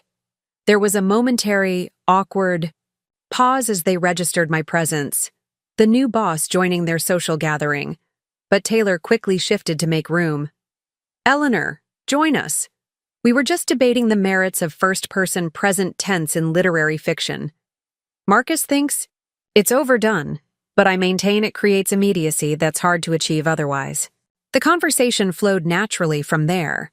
Literary debates, publishing gossip, gentle teasing about reading preferences and author interactions. They included me without condescension, occasionally asking for my perspective on industry, changes over time, or editorial approaches to particular challenges. By the evening's end, I had learned that Marcus had a secret passion for romance novels despite his public literary snobbery, that the youngest acquisition editor was writing her own novel during lunch breaks, and that the production manager collected vintage typewriters. Small personal details that transformed colleagues into individuals with stories of their own. When I finally returned to my apartment, exhausted but exhilarated, I sent a brief text to Caroline. First day complete. The team is brilliant and welcoming. The work is everything I hoped it would be. Her response came quickly. Glad it went well. Liam says to check your email. He sent pictures of his Neptune project displayed in the science classroom. It was a simple exchange, but meaningful in its normalcy. A mother sharing professional satisfaction, a daughter acknowledging it without resentment, a grandson maintaining connection across distance. As I prepared for bed, I caught my reflection in the bathroom mirror. The woman looking back at me appeared different somehow, shoulders straighter, eyes brighter, an unmistakable energy radiating from within. It wasn't just the new clothes or haircut, but something more fundamental, a reclamation of purpose and possibility. For the first time in decades, I was being valued for my mind rather than my utility, for what I could contribute intellectually, rather than what I could provide practically. The liberation of that shift was profound, altering not just how others perceived me, but how I understood myself. I thought of Liam and his passionate curiosity about the cosmos, of the wonder he found in discovering how vast and complex the universe truly was. Tonight, I felt something of that same wonder, not about distant planets, but about the unexplored territories of my own potential. Territories I had nearly forgotten existed until Diana's invitation reminded me of their vastness. My new beginning hadn't erased my past or severed my family connections. Instead, it had added dimension, transforming me from a supporting character in others' stories to the protagonist of my own continuing narrative. Tomorrow would bring new manuscripts to shape, new colleagues to understand, new challenges to navigate. And I would meet them not as Caroline's mother or Liam's grandmother, though I remained proudly both, but as Eleanor Reynolds, executive editor, a woman reclaiming her place in the professional world she had once thought lost to her forever. The realization settled over me with the comfortable weight of truth. This wasn't a fantasy or temporary escape. This was my life now, expanded, enriched, and finally, genuinely mine. 6 months into my position at the Metropolitan, spring had fully blossomed into summer in New York. I had settled into a rhythm that felt both invigorating and sustainable. Challenging workdays balanced with peaceful evenings, professional accomplishments complemented by personal discoveries. After 2 months in the corporate apartment, I had found a charming one-bedroom in a pre-war building on West 83rd Street. The apartment featured bay windows overlooking tree-lined streets, built-in bookshelves that I was steadily filling, and a small but functional kitchen where I was relearning the pleasure of cooking for myself. It wasn't large, but it was undeniably mine, a space that reflected my tastes and priorities rather than the practical compromises of my previous life. My professional integration had progressed more smoothly than I could have anticipated. The initial curiosity about Diana's friend had given way to genuine respect as my editorial contributions proved their value. 3 manuscripts I had shepherded through substantial revisions were now moving into production, each author having thanked me for insights that had elevated their work. Taylor, initially the most skeptical of the acquisition editors, had become something of a mentee, often appearing at my office door with manuscript questions that evolved into wider discussions of narrative craft. Even Marcus from marketing had come around, especially after I'd helped reframe the positioning for a literary debut he'd been struggling to categorize. "You have this knack," he'd told me, "for seeing the universal appeal in highly specific stories. It's making my job significantly easier." Diana, true to her nature, took minimal credit for my success, though she occasionally allowed herself a satisfied smile during meetings where my contributions were particularly well received. "I told you they needed your perspective," she said during one of our weekly dinners. "Publishing has become too formulaic, too algorithm-driven. You bring the human element back to the equation." Professionally, I had found my footing in this new world with surprising ease. The greater challenge had been maintaining and redefining my relationship with Caroline and Liam across the geographical distance. Video calls had become our primary connection, scheduled Sunday evening check-ins supplemented by spontaneous calls when Liam had astronomy questions or Caroline needed advice. The structure actually improved certain aspects of our communication. With the calls calendar blocked and prioritized, Caroline was less distracted, more present for our conversations than she had often been during in-person visits. Liam had adapted to the change with the resilience of childhood, treating our video calls as special events for which he prepared questions and observations. "Grandma, I saw Jupiter through my telescope last night. It had 3 visible moons." "That's wonderful, stargazer. Did you identify which moons they were?" His enthusiasm remained unchanged by distance, perhaps even enhanced by the focused attention our calls provided. He had taken to sending me daily space facts via Caroline's phone, a ritual that anchored our connection between more substantial conversations. Caroline's adjustment had been more complex. The initial anger and resentment had gradually softened into a wary acceptance, punctuated by occasional relapses into passive-aggressive comments or attempts at manipulation. But there were also promising moments of growth, small acknowledgments of my new life, tentative inquiries about my work that seemed genuinely interested rather than merely polite. "Mom, you mentioned an author you're working with who writes about mother-daughter relationships," she said during one call in late April. "Is her book published yet? I thought it might be interesting to read." These small shifts accumulated, gradually, like sediment forming new land after a geological upheaval. We were creating a different relationship, not without tension or old patterns, but with the possibility of greater balance and mutual respect.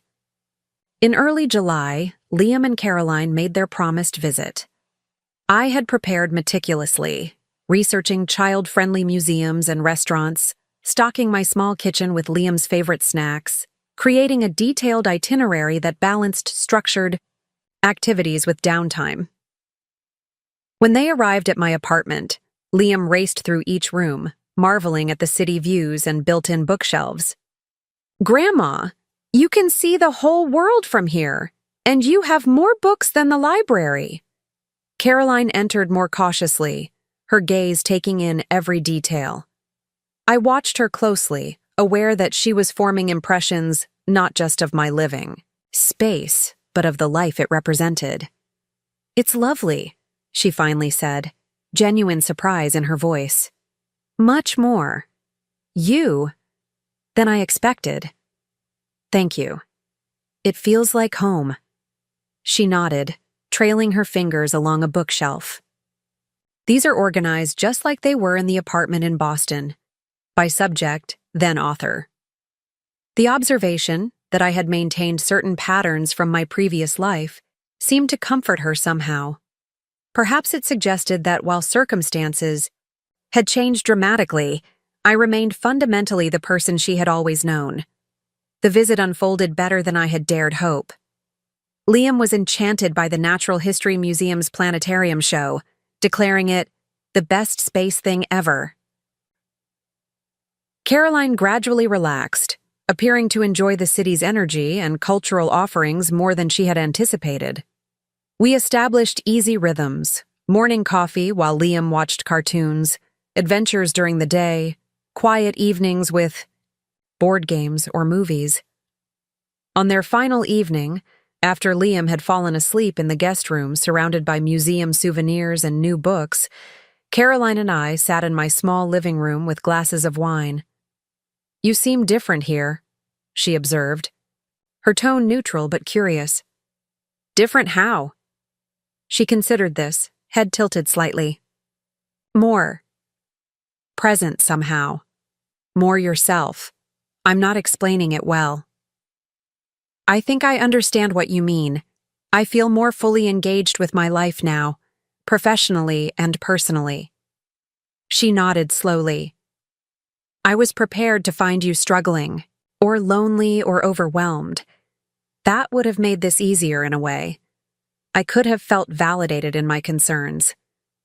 A small, rueful smile crossed her face. "Instead, you're thriving. It's disorienting." "I'm sorry it's disorienting," I offered carefully. "But not sorry that I'm thriving." "No, you shouldn't be."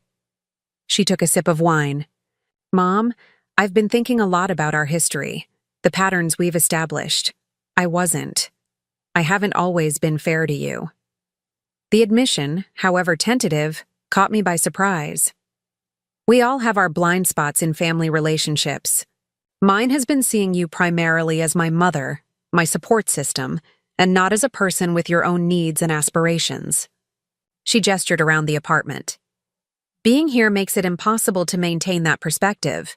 This is clearly a life you've built for yourself, not just an escape from obligations." The insight was more profound than I had expected, especially from Caroline, who had historically struggled with perspective outside her immediate needs and perceptions. "Thank you for seeing that," I said simply. "I'm trying." She met my eyes directly. "I won't pretend it's been easy adjusting to this change. There are still days I feel angry or abandoned. But watching you this week, how engaged you are with your work, how you've created this space that so clearly reflects you, I'm beginning to understand that this isn't about rejection, it's about self-respect." The observation was so accurate it momentarily took my breath away. Yes, that's exactly what it is. "I want that for myself someday," she admitted quietly. "The clarity you seem to have about your own value." It was perhaps the most honest conversation we had ever had as adults, Caroline acknowledging my autonomy while revealing her own vulnerability. Neither of us pushed further that night, both recognizing the fragility of this new terrain. But something had shifted, a foundation laid for a different kind of relationship moving forward.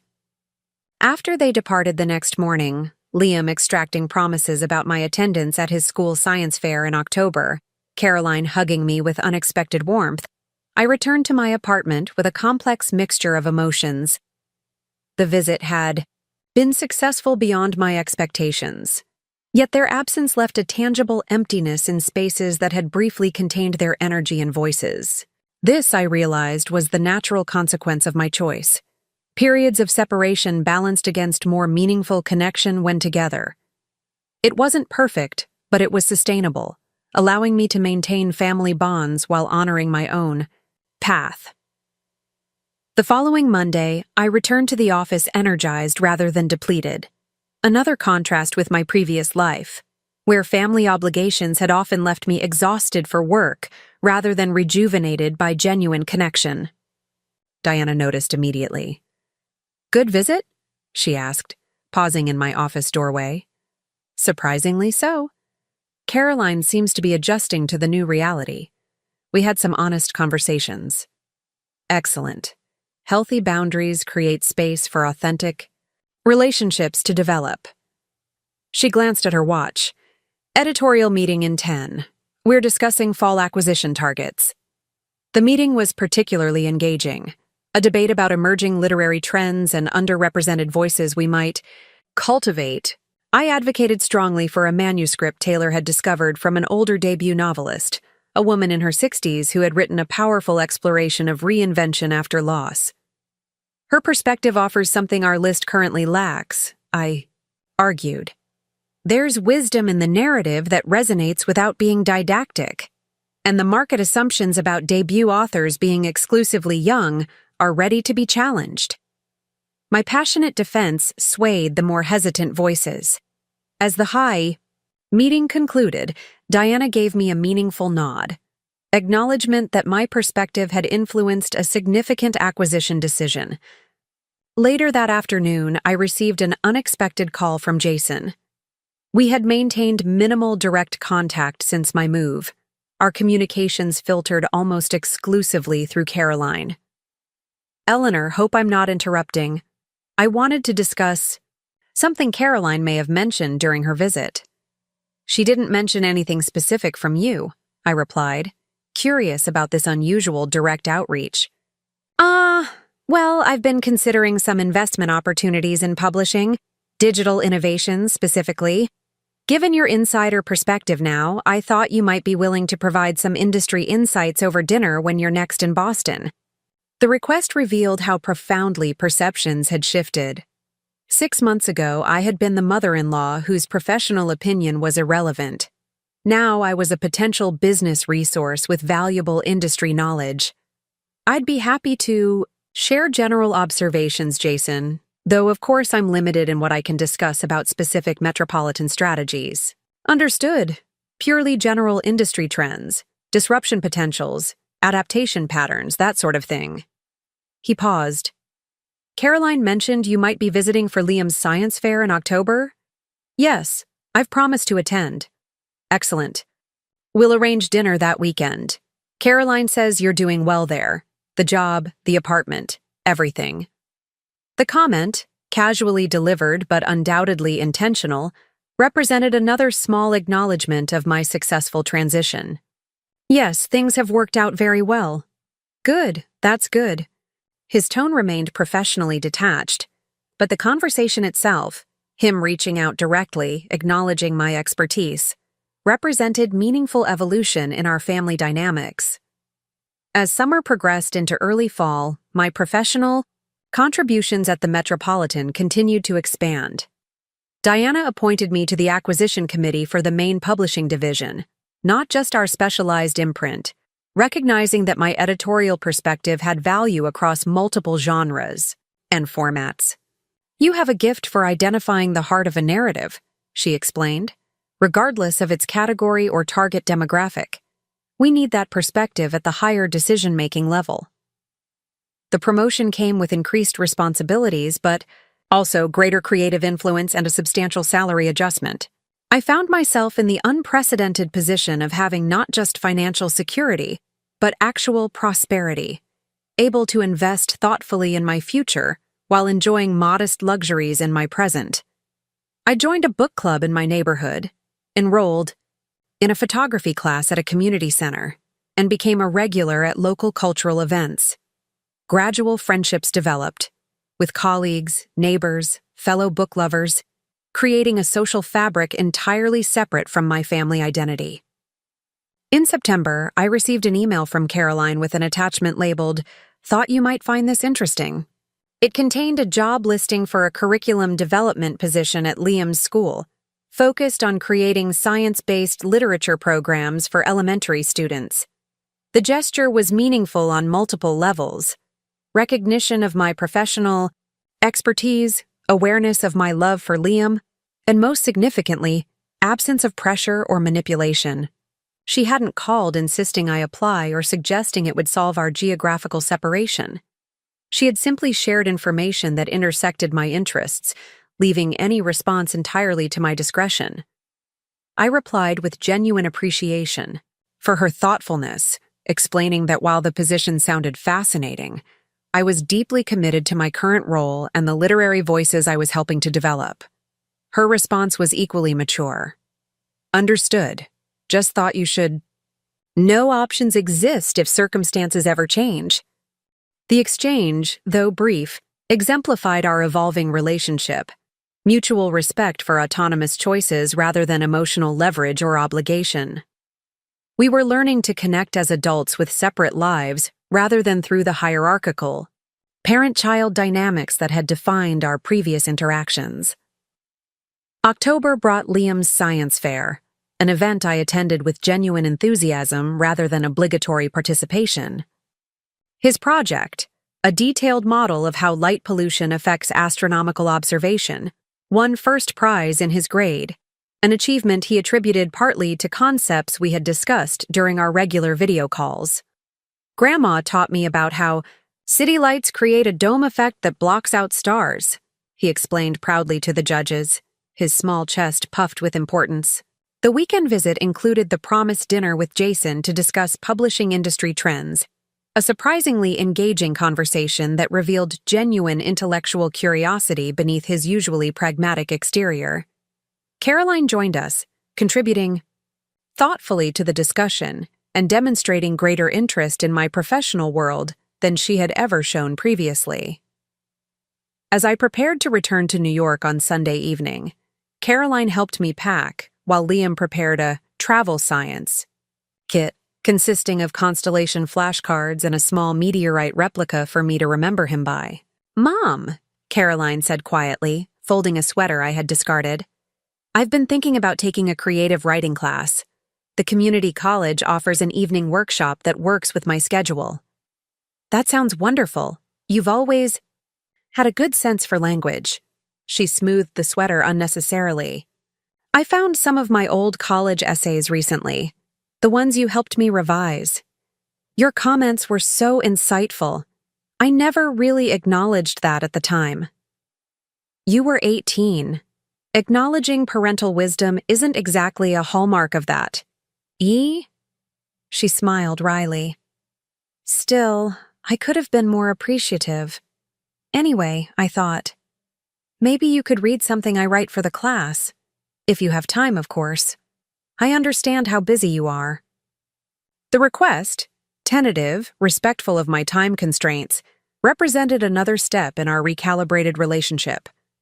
"I'd be honored to read your work, Caroline. Truly." On the train back to New York that evening, watching the autumn landscape blur past the window, I reflected on the journey of the past year. The woman who had stood in Caroline's driveway last New Year's Eve, devastated by exclusion from her grandson's birthday celebration, would hardly recognize the life I now inhabited: professionally fulfilling, financially secure, rich with purpose and possibility. Yet that transformation hadn't required severing family bonds, only redefining them on healthier terms.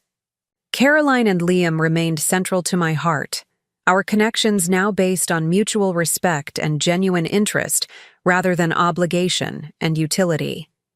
The geographical distance had, paradoxically, created space for emotional proximity of a more authentic nature. As the train approached New York, my phone chimed with a text from Diana. "Manuscript crisis. Promising debut needs emergency structural intervention. Breakfast meeting tomorrow 8 a.m.? I need your narrative architecture magic." The request, professional, respectful of my expertise, acknowledging my specific gifts, made me smile.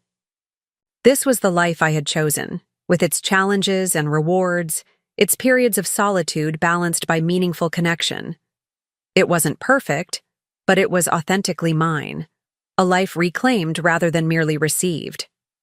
When I arrived at my apartment, I unpacked Liam's travel science kit, placing the meteorite replica on my desk where I could see it while working. Then I made a cup of tea in the mug he had painted for me, its wobbly planets and stars now a cherished symbol of continuity. Amid change, tomorrow would bring new manuscripts to shape, new authors to guide, new challenges to navigate. And I would meet them not as a supporting character in someone else's story, but as the protagonist of my own continuing narrative. A narrative I was finally writing with intention and purpose, guided by hard-won wisdom and open to perpetual revision.